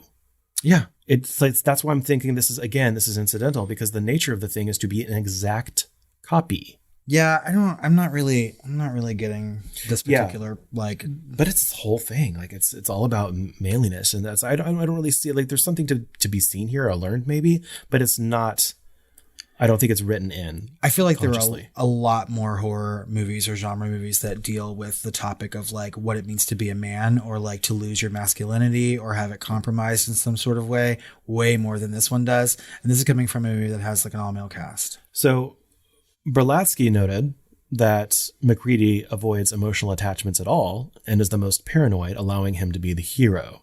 And this detachment works against him in the finale, which leaves MacReady locked in a futile mistrust with Childs, each not really knowing the other. Again, incidental. I would say that a lot of these characters, well, no, you're You can right. be smart and even tempered, right? And even MacReady says we need someone a little bit more even-tempered, Childs, and so it's even-temperedness that allows survivability, not the fact they have no emotional attachments. I feel like MacReady and Childs are probably the most like standoffish of the entire group, right? And so it just makes them most uber masculine in a way. Right. So Both of them are. But again, incidentally, like I don't see this as being a theme of the movie. I don't either. Yeah. And I feel like everybody else has already like established a relationship with some of the people they live with, except for these two people.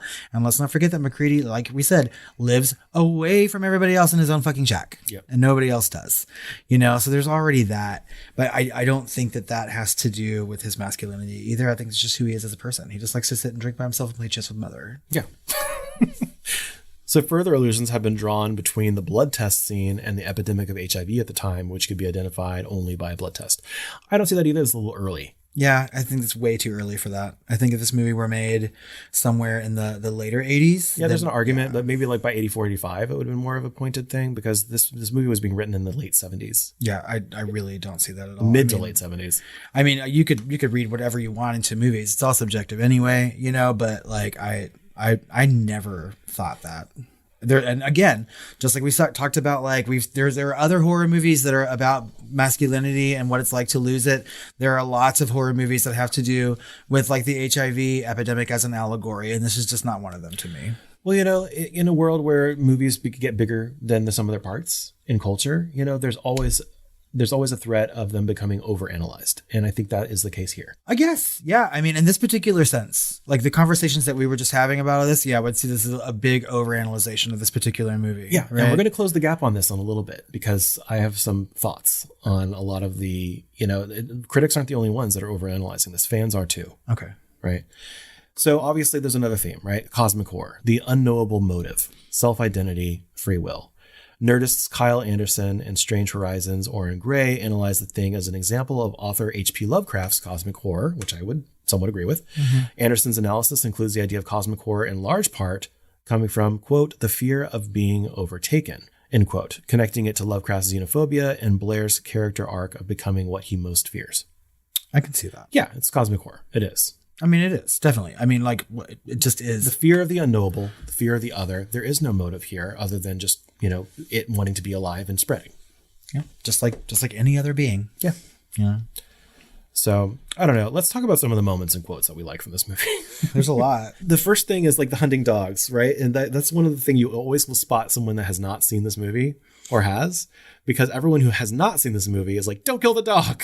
Don't kill the dog. What are you doing? And then everyone who has seen this movie is like, kill it, kill it, kill it. It's one of the few moments after, I mean, obviously not the first time I saw it, but every time afterward, I'm like, it's the only time I've ever wanted a dog to be dead. Although I don't, because I like what happens when the dog doesn't die. For real. When I'm first watching this movie, it's like, it starts off that way. It starts off that off-putting. They're trying to kill a fucking dog. And they're like, why? What are you doing? Who are these people? Are they going to like cook it? But also they're really bad at killing that dog. I mean, like there are moments when that helicopter is literally right above that animal and they just can't shoot it. It's like these poor Norwegian scientists that don't know how to shoot a fucking gun and obviously don't know how to throw a grenade because he fucking kills his pilot and the helicopter. Did you see, and I don't know if I made this up or not, but I swear to God I saw it last night when the helicopter lands, he has the grenade in his hands and the canister says thermite on it. And I was just like, oh. Yeah. Another little callback there. Love it. Yeah. But they're really bad at killing dogs. And there's really good, the next thing I thought of was like this really good scene where it's just like really good character establishment and also foreshadowing with MacReady being a bad loser and the chess. Like he will blow up the fucking machine. He pours whiskey into the computer when he loses a chess. It's cheating bitch or whatever. I mean, it really sets up that character a lot in that particular moment. Yeah. That he's smart. He's playing chess, first of all. Let's not forget that. But he just cannot. He cannot lose. He has to be number one all the time. A little curmudgeon-y. Yeah. And he might have a little bit of an alcohol problem because like literally every scene that he's in, he's drinking that whiskey. I mean, I'd probably form a really deep relationship with him. I can fix him. The next thing I wrote down was investigating the Norwegian camp, because I remember watching this for the first time and that being one of the scariest scenes, because you're not sure what's going to happen. You know something happened there. The thing is like torn apart. There's like corpses and frozen blood coming out of people's veins and shit, and eventually you find that body. But like while they're, it's like going down the hallways expecting an alien to pop out, or something like that. And as on rewatch, you know that that nothing happens. But right. The first time you watch this, it's one of the scariest scenes. It is. It's still one of the scariest scenes, just because nothing really happens in it. You know what I mean? It's the whole thing is just part of the slow burn and ramping up of the tension in this movie. Nothing is answered from that trip to the base, right? And Only more questions. Only more questions. And the thing is, I mean, like having seen the original, right, the 1951 version, when you see that block of ice that looks like a body was melted out of it or removed from it, but they don't really talk about it, Like if you have seen these other things or you have those references, then yes, it makes some sense. The first time I saw The Thing, I had not seen The Thing from Another World. I had no idea. You know what I mean? So questions were not being answered at all, but it's super effective and very, very tense and very, very scary for those reasons. They also kind of watch those videos of the Norwegians. They're standing in a circle around the, the thing. So there's another homage to the original film. I think a lot of the homage to the original film happens in this from those Norwegian people. Yeah. You know what I mean? That's it. That's where they threw it in there. And then, of course, the body. We get like this kind of camera that's circling them as they're looking at the body and doing like that autopsy, right? And you're just seeing that's just showing you the level of makeup and special effects that are in this movie. And I just remember watching this for the first time and being like, I have never seen anything like this, and I fucking love it.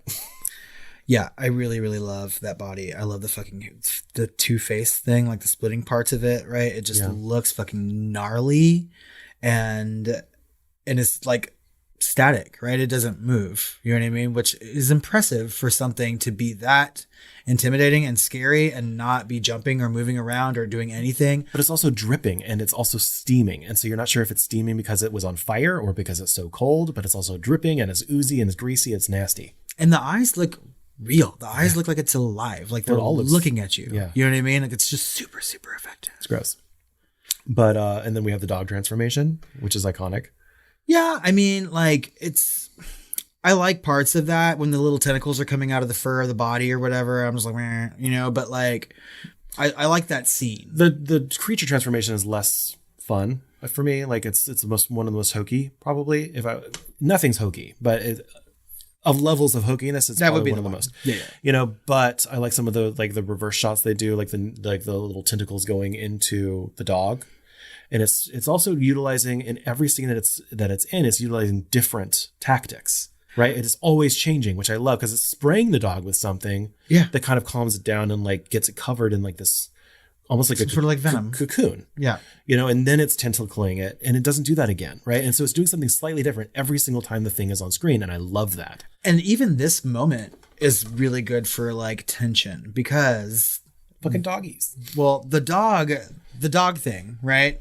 Knows it's been a dog for a little bit now, right? It's what it understands like how a dog thinks. It also doesn't want to reveal itself too quickly, right? And so it trepidatiously walks into that kennel, and like how dogs interact with each other, and you could like look at it and see like that being at that moment is just like, I'm gonna have to fucking do something. You know what I mean? And it's just another fucking layer of tension because you're waiting for the dogs to sort of attack it or realize that it's not what it's supposed to be. And then it turns out to be the other way around. You know what I mean? It's just good. Yeah.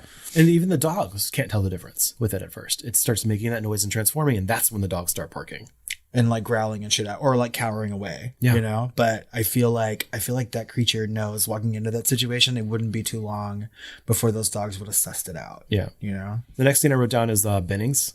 So that's the guy that escapes. He's taken over. Windows catches him being taken over with tentacles around him or whatever from the body that they brought back, right? Which they hadn't destroyed yet. It's like mid-transformation. And he breaks through the window or whatever, and they all he had already kind of redressed himself, but he's not quite done transforming. And he's got those big like alien fingers that are mutated. They're not just big fingers. They're mutated hands. And then it yells in that really creepy alien scream that echoes everywhere. And then, of course, we got the spider head. You got to be fucking kidding. Yes, which is always good. I like this. And this is all tied to that heart attack thing, right? And then the blood test, with the tie to this fucking couch line that I love so much. I love that line in this movie. My fucking God. Like, gentlemen, I know you've been through a lot, but I do not want to spend the rest of this winter tied to this fucking couch. And we get Blair putting his fingers onto Gary and his fingers merging with his fucking face. And it's such a good effect today. It's seamless. Just love it. And then, of course, he merges, and before he can transform into or split apart into two separate things, they're merged into this giant Muppet monster. Which I'm still fine with, too. I am, because there's less of it than I remembered. There's only about a second of seeing the stop motion, and then it goes to the practical again. I mean, it's so fine. And, of course, we get our ending, our ambiguous ending, which we've already said we love. Yeah, and I would not have it any other way. Those other endings can suck it. So finally, we get to our theories and questions, which we have to acknowledge because everyone seems to have them. And there's this, large, passionate fan base that keeps bringing these up on the interwebs and YouTube videos and fan theories and short stories and fanfic and everything else that you can think of to analyze this movie and have their own theories and kill lists and kill orders and everything else. But the first thing I want to really get out of the way is why did this fail critically upon release? The reasons for that are legion, for sure. I think it was just like the perfect storm for this movie to fail, right? I don't know. What are some of your thoughts? And we'll see if I agree with them or not. I don't really, I think it's all of it. There was the theory that it's nihilistic, it's depressing, and it has a nihilistic and depressing viewpoint. When the U.S. was in the middle of a recession, which was cited as being the most severe since World War II.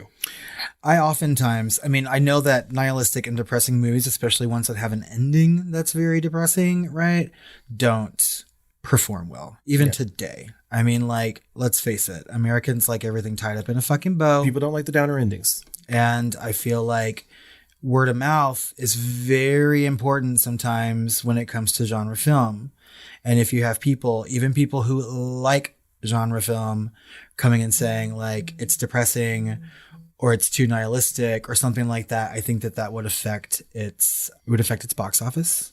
And I certainly feel like critics at the time, they panned it and they talked about its nihilism. And I don't think that did it any favors. But I feel like a lot of the ones that kind of shit talked it were also having nostalgia boners for the original. Like Roger Ebert famously shit on this film and later said the scariest moment of his childhood was watching the original. And so I feel like my personal theory, which hasn't really been documented, but if you think about it, there's a lot of nostalgia boners out there and reverence for the original material that everyone grew up with. All these critics grew up with in the 50s and 60s. Well, I think you could easily say that by the time 2011s came out, even though you had seen it maybe 4 or 5 years beforehand, this version of it, you had already created some sort of boner for this movie, and that completely affected how you viewed 2011. Yeah. But also that's a really shitty movie. And there's people that are much younger than us that think that the new one is great. Yeah. And that is fine.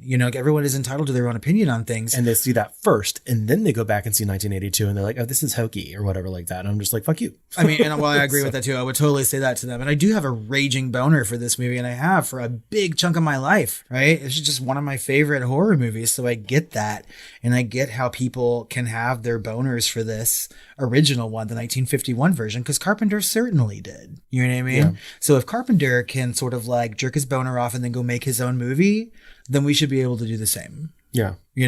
So, but I feel like that nostalgia for the 1951 version probably did not play as much on a box office draw, right? But possibly on a critical pan. Yeah. I also wonder if it was too early for this level of body horror. And I wrote that it was probably not given the success of Alien, but even Alien's a little bit understated. You get that facehugger scene. So they've got these quick, fast, shocking scenes. The chest burster scene, which was, super infamous for the time in theaters, but they're kind of short and staccato throughout the film versus in this, it's in your face, in camera, a long period of time, multiple times through the movie. And I wonder if it's a little too early for that for a big studio film. I still feel like by the time that this came out, by the time that Alien came out, we had already seen things like Shivers, Rabid, The Brood, right, from Cronenberg. But these were big studio They were still studio films. Okay. I mean, they were released widely, right? They may not have been as popular as some of these things. So I feel like this may be one of the first times that we're given this level of body horror to like maybe a very, very large audience. But I feel like the people who would have gone to see the thing at all, or like just for the thing being the thing, would have been at least a little aware of Cronenberg. Well, I think it was a perfect storm to make this movie so awesome, but at the same time, it was also kind of a perfect storm to critically pan it at the time because of the nihilism during, recession and Cold War and all that, the changing times, Reagan Revolution, the original nostalgia boner for the original film that all these critics had and many moviegoers did. Maybe too early for this level of body horror, and so I think all of those things kind of wrapped together. Maybe the marketing, that was a little bit too general audience for what it was. All of these things kind of impacted that. And I think that's important to not blame any single thing. I feel like the number one thing when talking about like the financial failure of this particular movie, right? Which I tend to focus on. Because like critics, as we have talked about, change their minds a lot. Yeah. People have gone back and said I was wrong about something. We have. But you know what you can't go back and do? Go make more money. You can continue to make money, but everyone looks at that initial release, right? As we talk about like it's box office draw the year that it was released, right? Yeah. And I feel like this movie didn't stand a fucking chance in 1982 with everything that was happening around its release, right? I feel like maybe if they had changed its release date just a little bit, it might be a completely different story. Yeah. But in the summer when E.T. and Poltergeist are playing, right? There was no way. There was no way in the world that it was going to be able to perform the way that people would expect it to. The impact on John Carpenter was immediate. Yeah. He lost his job directing the 1984 science fiction horror film Firestarter. Which still feels like a Carpenter movie, though. Because the thing's poor performance and his previous successes had gained him a multiple film contract at Universal, but the studio actually opted out to buy him out of the contract instead. They didn't want him. And so he's quoted to say, quote, "I was called a pornographer of violence. I had no idea it would be received that way. The thing was just too strong for that time. I knew it was going to be strong, but I didn't think it would be too strong. I didn't take the public's taste into consideration." Well, just a couple years later, John, the public embraced your movie. And the thing is that John Carpenter went on to make other movies for Universal. You know what I mean? So the next question is, what is the thing? One thing I was thinking about while I was watching this was it was an interesting question for me is, do people taken over by the thing in all cases know that they are the thing, right? Because in several cases, like the guy denies leadership. That's one thing that's debatable. And then there's a scene where the spider head is going out and the only person to see it is one that's literally the next thing to be discovered. And he turns around and says, "You got to be fucking kidding," and draws attention to it. And I'm wondering if this thing operates in such a way where there might be like some sort of agent that knows what it's doing at any given time, or it just takes over. There's like a dual consciousness kind of situation where it lets you kind of autopilot as a perfect copy in every fucking way, down to cholesterol, including thought patterns and personality, the parenthetical soul. I don't fucking know. Enough to really convince down to the tiniest minute difference until it needs to act, which is even scarier for me. I feel like they know they're the thing. I'm not convinced of that, because several times they kind of act, so human in those situations, and they're just as shocked or just as scared. It's either mimicking to, at what point is mimicry 100% to where it almost doesn't matter that it's real? Well, if the thing's ultimate end goal is to survive, right? If you could the wheel enough to do that, or just be completely in control of it and be like, you know what? I want to live. This other thing that's a thing is clearly dead and the head is crawling around. So I'm going to let them go focus on that and take the attention off me, since we just had this whole fucking blood test thing. You know what I mean? Like, you can be conniving in ways more human just for your survival. Yes. You know what I mean? And so it's just like, I think that deep down, the thing is the thing. And once it has taken you over, it may have parts of your personality, which I do think is still true. Right. And you can't just like mimic. But I think like deep down it knows it's the thing, and all it wants to do is survive. It's scary either way. In whatever fucking way it can do it. And again, it doesn't matter. And I don't want to know, but the thought that it could copy you so well that it could create some sort of dual consciousness where it can just let you be a human. Its copy of you be itself. And that you wouldn't even know you are the thing. That's even scarier to me in some weird way, that loss of self. I think it's really fun to conjecture on Yeah. this stuff, you know what I mean? Just because, but I think it's all interesting. I think that we keep coming back to the same conclusion though, is that like, yes, we can raise all these questions, but do we want the answer? Like, do we really? No, You but know? it's fun to think about. Yes. And that's part of the fun of this movie. Yeah, you gotta be You know, fun. especially seeing it on separate watches, because it takes many watches to really keep track of who's the thing at any given point. There's enough characters for that to be fun. And realizing it more this time and more every time I watch it, I'm able to see people's reactions and lines and everything else. But, you know, that brings us to the ending again. Mm-hmm. What is your theory? Is Child's a thing? I think so. Yeah, I could go either way, but I tend to think that it's possible. But I feel like he would have almost instantly attacked him. I don't think that's the thing, Zimmo. Yeah, I don't know. Was McCready a thing? No. Even though he's somehow in the bowels of the station where the entire fucking station blew up. No, I think that Childs is a thing, but not McCready. Because technically, the thing could make multiple copies of the same person. Maybe it's just I don't want McCready to be a thing. You know what I mean? Me too. I think that's just it. You know what I mean? Like even like most other people, I'm okay with the bleak ending. You know what I mean? But I still like a hero. Yeah, and again, doesn't matter, right? No. The whole point is paranoia and an ambiguous ending that is the exclamation point on the point of paranoia.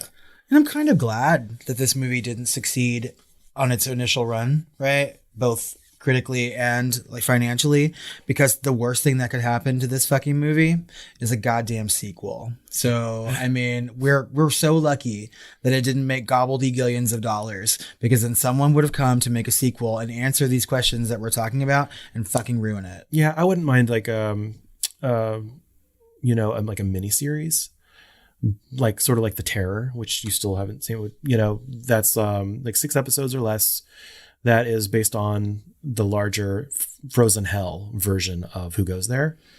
That would be just like a retelling, original Return to the Restorer versus trying to be a remake or a sequel or a prequel to an existing What? That's story. just a different version of source material. Yeah. You know what I mean? Like that's fine.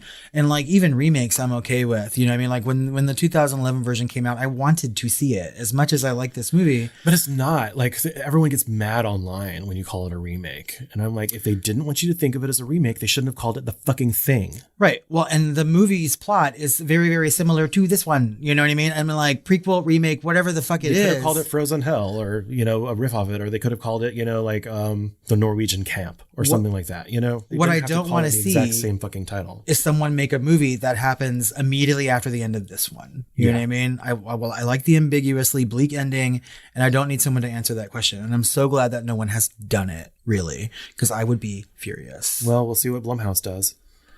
Christ. So, you know, there's a lot of fan theories. Like you can tell like who the thing is throughout the movie by light reflected in their eyes or visible breath. And that's not true. It's blatantly false. You can see breath on Child's at the end. You can see the light in the eyes of several people that are the things. So that's false. There's a lot of other weird theories too that people are just starting to get a little over anxious about over analyzing. And I think they can calm down, because really the whole point of this was just constructed to be ambiguous. They didn't want to pay so much attention to continuity that it would tee you off on who is who and when, right? It was purposely kept to where they wouldn't do that. So that would be even better mimicry and even more tension. Right. And so there may not be a blueprint or a plan of who is what, when, or why, or how, you know, and that's the whole point of the movie. And so you're just supposed to kind of enjoy it for its theme and for the meaning of it, not overanalyze in such a way that I have started to do. Well, I mean, I feel like anytime there's a movie that has a kind of a rabid fan base, right, people are going to come up with these things. Yeah. Regardless. I'm just saying, like, you, at some point, you're missing the point. You know, and so just to have fun with it, ask those questions, think about it. It's fun to think about, but, you know, don't put yourself out because the filmmakers didn't put themselves out with it, because that would have been counter to the point. Agreed. Now, Carpenter has teased, quote, "Now, I do know in the end who the thing is, but I can't tell you." He doesn't fucking No. know. He's full of shit, J&B. There are people that are so hardcore about this. Like, I was looking at IMDb and people are putting in false quotes from Carpenter that he never said to try and get their theories at more credible ground. And it's just bullshit. So, you Just know. let it go, everybody, and have a good time and watch this movie, because it's so enjoyable and so much fun. Here. Speaking of fun, do you have some fun facts? I do. So unused music composed for this film was later used by Ennio Morricone in Quentin Tarantino's The Hateful Eight from 2015. And ironically, Morricone's Thing score was nominated for a Razzie for Worst Score, while the score for Hateful Eight won him as an Oscar. What a difference 2 decades makes, right? Come on. Well, 3, really. Yeah. Oh, yeah. So, the only female presence in the film is the voice of Macready's chess computer, voiced by Carpenter's then wife, Adrienne Barbeau. You know what? I feel like I fucking knew this. And so when I thought you were going to get me. And you were talking about there's a woman cast in it, I was just like, no, there's not. But yeah, I swear to God, I've heard this before. Jesus Christ. Yes. Okay. All right. So the Norwegian passenger, when he's speaking Norwegian to them, and yelling it, he's actually speaking it. And he's saying, get the hell out of there. That's not a dog. It's some sort of thing. It's imitating a dog. It isn't real. Get away, you idiots, as he's shooting. Which is just another reminder that people should speak lots of languages. Yeah, I'll get right on learning Norwegian. Could have saved a life. Many, many. It could have. And a structure. Right. So stunt coordinator Dick Warlock, who also, played some Michael Myers in Halloween. What a cool name. Also had a minor role in this film, appearing off screen as the silhouette figure during the scene where the dog thing enters one of the researchers' living quarters whilst roaming around the base. What? He purposefully did not want the silhouette because the dog is looking down the hallway trying to find a victim. Mm-hmm. Goes into the room and all you see is the silhouette of a man. You're not sure which person it is. You're looking at the hairline. You can't really tell. He purposefully used someone that was not in the principal cast to make it even more ambiguous. Smart. Again, you cannot tell who it is. And it's actually Michael Myers. The shape. It's the shape. The shape of the shadow is the shape. The silhouette. He played the silhouette. The silhouette. Yes. At some point, he probably wants to be on camera for real. I want to be more than a shape or a shadow or a silhouette. No, he's fine. Yeah. He's fine with that. So it took Kurt Russell about a year to grow his hair out and beard for the role. He looks good in it too. He's a real sad boy with his hair and beard. He does. I'm down with it. Keith David broke his hand in a car accident the day before he was to begin shooting. So he attended filming the next day, but when Carpenter and Franco saw a swollen hand, they sent him right to the hospital where it was punctured with 2 pins. He returned wearing a surgical glove beneath a black glove that was painted to resemble his complexion. His left hand is not seen for the first half of the movie. Jesus Christ. The end explosion of the base took 8 hours to set up and required the camera assistants to stand inside the set with explosive, which were activated remotely. The assistants then had to run to a safe distance while 7 cameras captured the base's destruction. Jesus Christ. I don't think they'd be allowed to do that today. No. My God. This is 2 different Thing movies where I'm just sure that someone's going to be fucking destroyed. Like someone's going to lose a life or a limb. So the destroy set was then, of course, used for the Norwegian camp to save on costs. And was effective. It was. So a scene with Macready, this is my last one, okay, was cut where he is absentmindedly inflating a blow-up doll in the background while watching the Norwegian tapes. I think that fits more with fucking Kurt Russell as a person than it does with Macready as a character. I mean, but like... I love all of them watching that scene where he's just like absentmindedly in the background blowing up in a blow-up doll. I love it. I wish they would have kept that in there, actually. Well, those were fun. Yeah. And I feel like there were a lot of fun facts throughout this episode, really, not just at the end. But we have to ask some questions. And we're going to start with, I guess, the most obvious, right? Because I think you can call this movie multi-genre. Like, is this a horror movie? Yes. Yeah, clearly, right? I think this is more of a horror film than a science fiction film, like, honestly. But it can be both equally. Yeah, I mean, they're separate concepts. I mean... Yeah. One is more setting and one is more feeling, This is definitely a horror movie. Yeah. Were you scared watching The Thing? Yeah. Oh, yeah. I'm always scared watching The Thing. Like, deep down, the paranoia is fucking palpable. Certainly the first time. Nothing beats the first time watching it. But. For any movie. Yeah. But I feel like this is one of those rare examples of movies where I can sort of like feel something very, very similar to the first time watching it, right? Like I still feel levels of paranoia. And I think that has to do with the filmmaking itself, the movie itself, the acting. Like this is a really, really good movie and it works on those levels. And I think that's rare. If you're going to watch something that is like as, has so much paranoia as this movie does and to still feel that on subsequent watches, I think that's pretty fucking masterful. Out of 5 stars, what would you rate The Thing? I'm giving it a 5 star. I've been waffling with the 4.5 because there's some moments that don't cut it as much for me, like the beginning spaceship scene, or some of the effects at the end with the stop motion or whatever. But it's like, to me, 5 stars is almost perfect or almost perfect. And I'm not really sure how I would do different with the technology back in the day. You know what I mean? Like if I could do any better or had any of the better ideas, and sometimes with these movies that are really, really good, I do have some ideas, with 2020 hindsight of how it could have been done better. This one I really don't as much. Mm-hmm. It's really a perfection of ramping up tension and suspension in a horror movie. Suspense in a horror movie. I give this movie 5 stars. I think this is a perfect film for lots of reasons. I mean, for everything that we've talked about as far as like tension and paranoia, I think that the special effects and practical effects in this movie are fucking astounding. And I think that has to be taken into account when you're giving a rating. I think that the acting in this movie is really, really good. I think the direction's excellent. Like every single part of this movie works together to create a really fantastic 5-star whole. Like The Thing. And like I said last week, when giving a little preview to this particular movie, when people ask me like, hey, I'm not familiar with a lot of horror movies, where should I start? What should I watch? I almost always, when I give them a list, will have The Thing on it. Yeah, definitely. No matter what their taste level is or the kind of horror they're interested in, I'm like, you need to go watch The Thing. I think this is required viewing for everybody. 100% agree. So finally, who's the hottest guy in The Thing?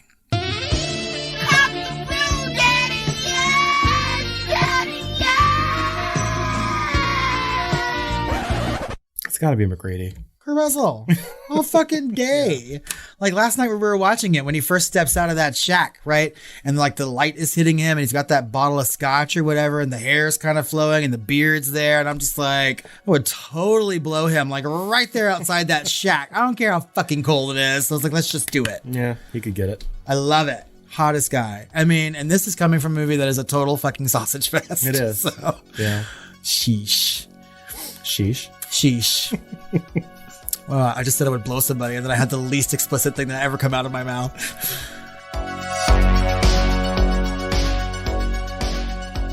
Well, I think that just about wraps up our conversation on The Thing, guys. We know there was a lot of information in here and a lot of our thoughts and feelings about it. And as always, we would like to know what you think about this movie and our conversation. Find us on social media at The Film Flamers on Twitter, Facebook, or Instagram. You can email us at tiredqueens@filmflamers.com or call our hotline at 972-666-7733. Listeners, would you like to see my thing transform? Tie me to this couch. Test my blood? Before sexual activity? I recommend that. Like we said earlier, we have one more The Thing to talk about, and that's the 2011 version. Is that the year that came out? That's going to be happening over on Patreon. So head over to patreon.com/thefilmflamers to get that bonus episode and all the other episodes that we have to offer. We might have time this month to squeeze in a year-end review. Otherwise, I don't know. With various travels that we have and this very exciting January that we have held for us in our personal lives and our podcast lives, we might have to squeeze into February. We're not sure yet. Yeah, so stay tuned. It is coming as promised. It just may happen a little later than we normally do. Right. And finally, we need some reviews, guys. Head over to Apple Podcasts or iTunes, leave us a 5-star review and tell us why you like us, and we're going to read that on Shooting the Flames. You can also rate us on Spotify or whatever you listen on, really. That's right. Hopefully. Send us a DM. Tell us why you like us. We like that. It makes us feel good. It makes us feel warm from the cold. Well, Robert, I know that you've been through a lot with this recording, but when you find the time, I'd rather not spend the rest of this winter recording this episode. All right, fine. Me too. Let's go off and have some sweet dreams. Sweet things. You gotta be fucking kidding me. It wasn't recording that whole time. And I know you're lying. Because you would have noticed earlier. I know. I check constantly. I can see it in your glasses, so I know you're fucking lying at this point. I have learned to look.